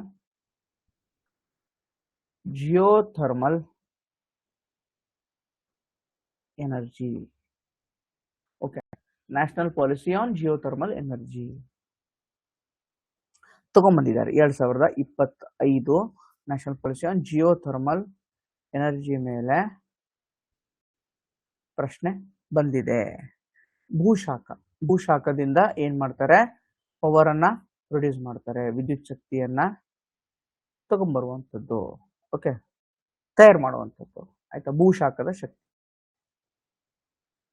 ಭೂಶಾಖ ಆಯ್ತಾ. ಇದರಿಂದ ಏನ್ ಮಾಡ್ಬೇಕು, ಪವರ್ ನ ಪ್ರೊಡ್ಯೂಸ್ ಮಾಡುವಂಥದ್ದು. ಹೇಗೆ ಪವರ್ ನ ಪ್ರೊಡ್ಯೂಸ್ ಮಾಡುವುದು, ಯಾಕೆ, ಏನು ಅನ್ನೋದನ್ನ ನಾವು ನೋಡೋಣ. ಏನಪ್ಪ ಇದು ಅಂತಂದ್ರೆ, ಯಾಕೆ ಇನ್ನು ತಗೊಂಡ್ಬಂದಿದೀವಿ? ಇಂಡಿಯಾಸ್ ಇದೊಂದು one type of renewable energy. Renewable energy. Okay, renewable energy. ನನಗೆ ರಿನ್ಯೂವಬಲ್ ಎನರ್ಜಿ ಟಾಪಿಕ್ ಏನಿದೆ, ಹೈ ಈಲ್ಡಿಂಗ್ ಟಾಪಿಕ್, ಇದರ ಮೇಲೆ ಪ್ರಶ್ನೆಗಳು ಬರುತ್ತವೆ. ರಿನ್ಯೂವಬಲ್ ಎನರ್ಜಿ ಮೇಲೆ ಏನಾಗ್ತವೆ? ಪ್ರಶ್ನೆಗಳು ಬರುತ್ತವೆ. ನವೀಕರಿಸಬಹುದಾದ ಇಂಧನಗಳು, ಕನ್ನಡದಲ್ಲಿ ನವೀಕರಿಸಬಹುದಾದ ಇಂಧನಗಳು, ಇದರ ಮೇಲೆ ಪ್ರಶ್ನೆ ಬರುತ್ತವೆ. ಎಲ್ಲ ಸೋಲಾರ್ ಆಗಿರ್ಬೋದು, ವಿಂಡ್ ಆಗಿರ್ಬೋದು, ಈ ತರದ್ದು ನೀವೇನ್ ಮಾಡ್ಕೋಬೇಕಾಗತ್ತೆ, ಅದನ್ನ ತಿಳ್ಕೋಬೇಕಾಗತ್ತೆ. ಈ ನಮ್ದು ಯೂಶಲಿ ನಾವು ಸೋಲಾರು ವಿಂಡ್ ಇದಕ್ಕೆ ಜಾಸ್ತಿ ಪ್ರಿಫರೆನ್ಸ್ ಕೊಡ್ತೀವಿ. ಬಟ್ ನಾವು ಜಿಯೋ ಥರ್ಮಲ್ಗೂ ಏನ್ ಮಾಡ್ಬೇಕಾಗಿದೆ, ಅದರದ್ದೇ ಆದಂತ ಒಂದು ಪ್ರಿಫರೆನ್ಸ್ ಕಳ್ಕೊತಾ ಇದೆ. ಅದಕ್ಕೆ ಪ್ರಿಫರೆನ್ಸ್ ಕೊಡಬೇಕು ಅನ್ನೋ ಕಾರಣಕ್ಕೆ ಒಂದು ಪಾಲಿಸಿಯನ್ನ 2025 ತಗೊಂಡ್ಬಂದಿದ್ದಾರೆ. ನಾವ್ ಯಾಕೆ ರಿನ್ಯೂವಬಲ್ ಎನರ್ಜಿ ನವೀಕರಿಸಬಹುದು ಇಂಧನಕ್ಕೆ ಜಾಸ್ತಿ ಪ್ರಿಫರೆನ್ಸ್ ಕೊಡಬೇಕು ಅಂತ ಹೇಳ್ತೀವಿ ಅಂದ್ರೆ, ಒಂದು ಕ್ಲೈಮೇಟ್ ಚೇಂಜ್ ಆಗ್ತಾ ಇದೆ, ಹವಾಮಾನ ಬದಲಾವಣೆ ಆಗ್ತಾ ಇದೆ ಅಲ್ವಾ. ಎನರ್ಜಿ ರಿಸೋರ್ಸಸ್ ನಾವು ಜಾಸ್ತಿ ಈ ಥರ್ಮಲ್ ಅಂದ್ರೆ ಏನಾಗ್ಬಿಡುತ್ತೆ, ನಂದು ಇದಕ್ಕೆ ನಾನು ಅಗೇನ್ ಕೋಲಿಗೆ ಹೋಗ್ಬೇಕಾಗತ್ತೆ, ಅದು ಪೊಲ್ಯೂಷನ್ ಜಾಸ್ತಿ ಮಾಡುತ್ತೆ. ನ್ಯೂಕ್ಲಿಯರ್ ಕೂಡ ಅದೇ ತರ, ಅದ್ರ ಏನೋ ಇದ್ರ ಜಾಸ್ತಿ ಪವರ್ ಕೆಪಾಸಿಟಿ ಇದಿರುತ್ತೆ, ಬಟ್ ಇನ್ವೆಸ್ಟ್ಮೆಂಟ್ ಅಮೌಂಟ್ ಏನಾಗುತ್ತೆ ಜಾಸ್ತಿ ಆಗುತ್ತೆ, ಅದರಿಂದ ಕೆಮಿಕಲ್ಸ್ ಹೊರಗೆ ಬರುತ್ತೆ, ಅದು ಕೂಡ ಒಂದ್ ಕೈಂಡ್ ಆಫ್ ಪ್ರಾಬ್ಲಮ್. ಬಟ್ ನಾನು ನವೀಕರಿಸಬಹುದು ಇಂಧನ ಅಂತಂದ್ರೆ ಪ್ರಕೃತಿಯಲ್ಲೇ ಇರುತ್ತೆ, ಪ್ರಕೃತಿಯಲ್ಲಿ ಇರುವಂತಹ ಒಂದು ಸಂಪನ್ಮೂಲವನ್ನ ಉಪಯೋಗಿಸ್ಕೊಂಡು ಏನ್ ಮಾಡ್ಬೋದು, ಪವರ್ ಶಕ್ತಿಯನ್ನ ಉತ್ಪಾದನೆ ಮಾಡೋದು ಅದು ಒಳ್ಳೆಯದು ಅನ್ನೋ ಕಾರಣಕ್ಕೆ. ಆ ರೀತಿಯಾಗಿ ಪ್ರತಿಯೊಂದು ದೇಶಗಳು ಒಂದು ಟಾರ್ಗೆಟ್ ಅನ್ನ ಮಾಡ್ಕೋತಾ ಇದಾವೆ, ನೆಟ್ ಝೀರೋ ಟಾರ್ಗೆಟ್ ಅಂತ ಹೇಳಿ. ನಮ್ಮ ಭಾರತದ ಟಾರ್ಗೆಟ್ ಏನಿದೆ, ಇದರ ಮೇಲೆ ಪ್ರಶ್ನೆ ಬರುತ್ತೆ. ಭಾರತದ ನೆಟ್ ಝೀರೋ ಟಾರ್ಗೆಟ್ ಯಾವ ಇಯರ್ ಇದೆ? Comment fast. ಭಾರತದ್ದು ನೆಟ್ ಝೀರೋ ಟಾರ್ಗೆಟ್ ಯಾವ ಇಯರ್ ಇದೆ? 2070. 2070ಗೆ ನಾವೇನ್ ಮಾಡ್ಕೊಂಡಿದೀವಿ, ಏನ್ ಮಾಡ್ಕೊಂಡಿದೀವಿ, ನೆಟ್ ಝೀರೋ ಟಾರ್ಗೆಟ್ ಅನ್ನ ನಾವು ಅಚೀವ್ ಮಾಡ್ತೀವಿ ಅಂತ ಹೇಳಿ ಅನ್ಕೊಂಡಿದೀವಿ. ಬರೀ ಸೋಲಾರ್ ವಿಂಡ್ ನಾವು ಇದು ಡಿಪೆಂಡ್ ಆಗಿದ್ರೆ ಆಗತ್ತಾ? ಅದನ್ನ ಅಚೀವ್ ಮಾಡಕ್ಕೆ ಆಗಲ್ಲ. ಅದಕ್ಕೋಸ್ಕರ ನಮ್ಮ ಭೂಗರ್ಭದಲ್ಲಿ ಇರುವಂತಹ ಶಾಖವನ್ನ, ಇಂಟೀರಿಯರ್ ಶಾಖವನ್ನ, ಅದನ್ನ ಪವರ್ ಆಗಿ, ಹೀಟ್ ಅನ್ನ ಪವರ್ ಆಗಿ ಕನ್ವರ್ಟ್ ಮಾಡಕ್ಕೆ ಏನ್ ವ್ಯವಸ್ಥೆ ಬೇಕು, ಆ ವ್ಯವಸ್ಥೆಯನ್ನ ಮಾಡಕ್ಕೆ ಒಂದು ನೀತಿಯನ್ನ ಏನ್ ಮಾಡಿದೆ ಸರ್ಕಾರ ರೂಪಿಸಿದೆ. ಓಕೆ, ರೂಪಿಸಿದೆ ಅಷ್ಟೇ ತಿಳ್ಕೊಳ್ಳಿ, ಅದಕ್ಕೆ ಜಾಸ್ತಿ ಬೇಡ, ಸಿಂಪಲ್ ಆಯ್ತಾ. ಬಟ್ ನೀವು ಸೋಲಾರ್ ಬಗ್ಗೆ ಸ್ವಲ್ಪ ತಿಳ್ಕೊಳ್ಳಿ, ವಿಂಡ್ ಬಗ್ಗೆ ತಿಳ್ಕೊಳ್ಳಿ, ಯಾವ ಸ್ಟೇಟ್ ಫಸ್ಟ್ ಇದೆ, ಯಾವ ಸ್ಟೇಟ್ ಸೆಕೆಂಡ್ ಇದೆ, ಸೋಲಾರ್ ಪವರ್ ಕೆಪಾಸಿಟಿ ಎಷ್ಟಿದೆ ನಮ್ದು. ಕರ್ನಾಟಕದ ಪಾವಗಡ ಸೋಲಾರ್ ಪಾರ್ಕ್ ಇದೆ ಅಲ್ವಾ, ಅದ್ರ ಕೆಪಾಸಿಟಿ ಎಷ್ಟಪ್ಪ ಗೊತ್ತಾ? ಇದು ಹೋಮ್ ವರ್ಕ್ ನಿಮ್ದು. ಪಾವಗಡದ್ದು ಸೋಲಾರ್ ಪವರ್ ಕೆಪಾಸಿಟಿ ಎಷ್ಟಿದೆ? ನಂಬರ್, ರ್ಯಾಂಡಮ್ ನಂಬರ್ ಕೇಳ್ಬಿಡ್ಬೋದು. You can ask. ನಿಮ್ಮನ್ನ ಟ್ರ್ಯಾಪ್ ಮಾಡ್ಬೇಕು ಅಂತಂದ್ರೆ ದೇ ಕ್ಯಾನ್ ಆಸ್ಕ್ ಎನಿಥಿಂಗ್ ಅಲ್ವಾ. ಅದಕ್ಕೋಸ್ಕರ ಏನ್ ಮಾಡ್ಬೋದು, ಕೇಳ್ಬೋದು ಆಯ್ತಾ. ಇದನ್ನ ನೆನ್ಪಿಟ್ಕೊಳ್ಳಿ ಆಯ್ತಾ. ಇದಿಷ್ಟು ಒಂದು ಇವತ್ತಿನ ಒಂದು ಇಂಪಾರ್ಟೆಂಟ್ ಟಾಪಿಕ್ಸ್ ಆಗಿತ್ತು. ನೆಕ್ಸ್ಟ್ ನಾಳೆ ಅಗೇನ್ ಸಮ್ ಇಂಪಾರ್ಟೆಂಟ್ ಟಾಪಿಕ್ಸ್ ನಾನು ತಗೊಂಡ್ ಬರ್ತೀನಿ. ಬಟ್ ನೋಟ್ಸ್ ಕಂಪ್ಲೀಟ್ ಈಗೇನು ನಾನು ಇನ್ನ 2 ಕ್ಲಾಸ್ ಆಗುತ್ತೆ, ಈ ಪಾಲಿಟಿ ಮತ್ತೆ ಸ್ಕೀಮ್ಸ್ ಪಾಲಿಸಿಗಳು ಇನ್ನ 2 ಕ್ಲಾಸ್ ಆಗುತ್ತೆ. ಅದ್ರದ್ದು 2 ಕ್ಲಾಸ್ ಅಡ್ವಾನ್ಸ್ PDF ಹಾಕ್ತೀನಿ. ಬಟ್ ಕ್ಲಾಸ್ ಅಟೆಂಡ್ ಮಾಡಿ. ನೀವು ಯಾರು ಅಟೆಂಡ್ ಮಾಡದೇ ಇದ್ರೆ ಲೈವ್ ಮಾಡೋಕ್ಕಾಗಲ್ಲ ಆಯ್ತಾ. ಖಂಡಿತ ಲೈವ್ ಮಾಡಿ ಬನ್ನಿ, ಯಾಕಂತಂದ್ರೆ ನೀವೆಲ್ಲ ಓದೋ ಅವಶ್ಯಕತೆ ಇಲ್ಲ. ಕೊಡೋ ನೋಟ್ಸ್ ಅಲ್ಲೂ ಕೂಡ ನಾನು ಅದನ್ನ ಹೇಳ್ತೀನಿ, ಅಲ್ಲಲ್ಲಿ ಯಾವ್ದು ಇಂಪಾರ್ಟೆಂಟ್ ಇಲ್ಲ ಅಂತ ಹೇಳಿ. ಅದೇ ರೀತಿ ನೋಡಿ, ಎಕ್ಸ್ಟ್ರಾ 5ನೇ ಶೆಡ್ಯೂಲ್ ನಂದು 6ನೇ ಶೆಡ್ಯೂಲ್ ADC ನ್ಯೂಸ್ ಅಲ್ಲಿ ಇತ್ತು. ಬಟ್ ನಾನು ನಿಮಗೆ 5ನೇ ಶೆಡ್ಯೂಲ್ 6ನೇ ಶೆಡ್ಯೂಲ್ ಎರಡನ್ನೂ ಮಿಕ್ಸ್ ಮಾಡ್ಕೊಂಡು ಬುರಿಯಾ ಸಮಿತಿ ಇತ್ತೀಚೆಗೆ ಎಕ್ಸಾಮ್ ಅಲ್ಲಿ ಬಂದಿದ್ದು ಇದೆಲ್ಲವನ್ನು ಹೇಳ್ತಾ ಇದ್ದೀನಿ ಅಂತಂದ್ರೆ ಅರ್ಥ ಮಾಡ್ಕೊಳ್ಳಿ ಕ್ಲಾಸ್ ಇಂಪಾರ್ಟೆನ್ಸ್ ಎಷ್ಟಿದೆ ಅಂತ ಹೇಳಿ. ಬರೀ ನಿಮಗೆ ನೋಟ್ಸ್ ಕೊಟ್ಟರು ಯೂಸ್ ಆಗಲ್ಲ. ಆ ನೋಟ್ಸ್ ಹೇಗೆ ಉಪಯೋಗಿಸ್ಕೋಬೇಕು, ಅದ್ರ ಸುತ್ತಲೂ ಹೇಗೆ ಓದಬೇಕು ಅನ್ನೋದು ಕೂಡ ಏನಾಗುತ್ತೆ, ನೀವು ತಿಳಿದುಕೊಳ್ಳುವಂತ ಅವಶ್ಯಕತೆ ಏನಿದೆ ತುಂಬಾ ಇದೆ ಸ್ನೇಹಿತರೆ ಆಯ್ತಾ. ಅದಕ್ಕೋಸ್ಕರ ಯಾರ್ಯಾರು ಜಾಯಿನ್ ಆಗಿಲ್ಲ ದಯವಿಟ್ಟು ನಮ್ಮ ಕರೆಂಟ್ ಅಫೇರ್ಸ್ ಕ್ಲಾಸ್ ಏನಿದೆ ಜಾಯಿನ್ ಆಗಿ. ಓಕೆ, ನಿಮ್ಗೆ ಏನೇ ಡೌಟ್ ಇದ್ರು with respect to current affairs class ಯಾವ ತರ ತಗೋಬೇಕು ಅಥವಾ ಜಾಯಿನ್ ಆಗ್ಬೇಕು ಅಂತಂದ್ರೆ ನಮ್ಮ ಒಂದು ಈ ನಂಬರ್ಗೆ ಕರೆ ಮಾಡಿ. ಏನಾದ್ರು ಡೌಟ್ಸ್ ಇದ್ರು ಕೂಡ ಕರೆ ಮಾಡಿ ಅಥವಾ ಮೆಸೇಜ್ ಹಾಕಿ, ಆಫೀಸ್ ನಂಬರ್ಗೆ ರಿಪ್ಲೈ ಮಾಡ್ತೀವಿ. ಒಂದ್ಸಲ ಕ್ಲಾಸ್ ಮಾಡ್ತಾ ಇದ್ರೆ ರಿಪ್ಲೈ ಮಾಡೋಕ್ಕಾಗಲ್ಲ, but you just put a message. Okay, 6360497425 ನಂಬರ್ಗೆ ಮೆಸೇಜ್ ಹಾಕಿ ಅಥವಾ ಕಾಲ್ ಮಾಡಿ. ನಮ್ಮ ಕಡೆಯಿಂದ ಏನು ರೆಸ್ಪಾನ್ಸ್ ಬೇಕಲ್ವಾ ಅದು ಖಂಡಿತ ನಿಮಗೆ ಸಿಗುತ್ತೆ ಅಂತ ಹೇಳ್ತಾ, ನಮ್ಮ ಏನು ಇದಂತ ಇಷ್ಟ್ಯಾಕೆ ನಾನು ಪ್ರತಿಯೊಂದನ್ನು ಮೈನ್ಯೂಟ್ ಥಿಂಗ್ಸ್ ಅನ್ನು ಹೇಳ್ತಾ ಇದ್ದೀನಿ. ಈಗ ಬರೀ ನಾನು ನ್ಯಾಷನಲ್ ಕಮಿಷನ್ ಬ್ಯಾಕ್ವರ್ಡ್ ಕ್ಲಾಸ್ ಬಗ್ಗೆ ಹೇಳಿ ಮುಗಿಸ್ಬೋದಿತ್ತು. ನಾನು ಕರೆಂಟ್ ಅಫೇರ್ಸ್ ಮಾಡ್ಬೇಕಾದ್ರೆ ನಾನು ಯಾರು ಅದ್ರ ಚೇರ್ಮನ್ ಪರ್ಸನ್ ಅಂತ ಹೇಳ್ಬೋದಿತ್ತು. ಬಟ್ ಬೇಡ, ಯಾಕೆ ಅಂದ್ರೆ ಅಲ್ಲಿ ಬಂದಿದೆ, ಅಲ್ಲಿ ಹೇಳ್ಬಿಡ್ಬೇಕು ನಾನು. ಓಕೆ, ಅದು ಮುಂದೆ ಬರುತ್ತೋ ಇಲ್ಲೋ ಅಗೇನ್ ನಾನು ಮಿಸ್ ಆಗ್ಬೋದು ಅಲ್ಲಿ. ಅದಕ್ಕೆ ಇಲ್ಲೇನು ನನಗೆ ಏನೇನು ತಲೆಯಲ್ಲಿ ಬರ್ತಾ ಇರುತ್ತೆ ಎಲ್ಲ ಥಿಂಗ್ಸ್ಗಳನ್ನ ಅಲ್ಲಲ್ಲಿ ಫ್ಯಾಕ್ಟ್ಸ್ ಆಗಿರ್ಬೋದು, ಎಕ್ಸಾಮ್ ಅಲ್ಲಿ ಯಾವ ತರ ಕೇಳ್ತಾರೆ ಅನ್ನೋದು ಎಲ್ಲವನ್ನು ಅಲ್ಲಲ್ಲಿ ಹೇಳ್ತಾ ಹೋಗ್ತೀನಿ. ನೀವು ಅದನ್ನ ನೋಟ್ ಮಾಡ್ತಾ ಹೋಗಬೇಕು. ಆಯ್ತಾ? ಅಂದ್ರೆ ಇಷ್ಟು ಹೇಳ್ತಾ ಈ ಒಂದು ಕ್ಲಾಸ್ ಎಂಡ್ ಮಾಡ್ತಾ ಇದ್ದೀನಿ.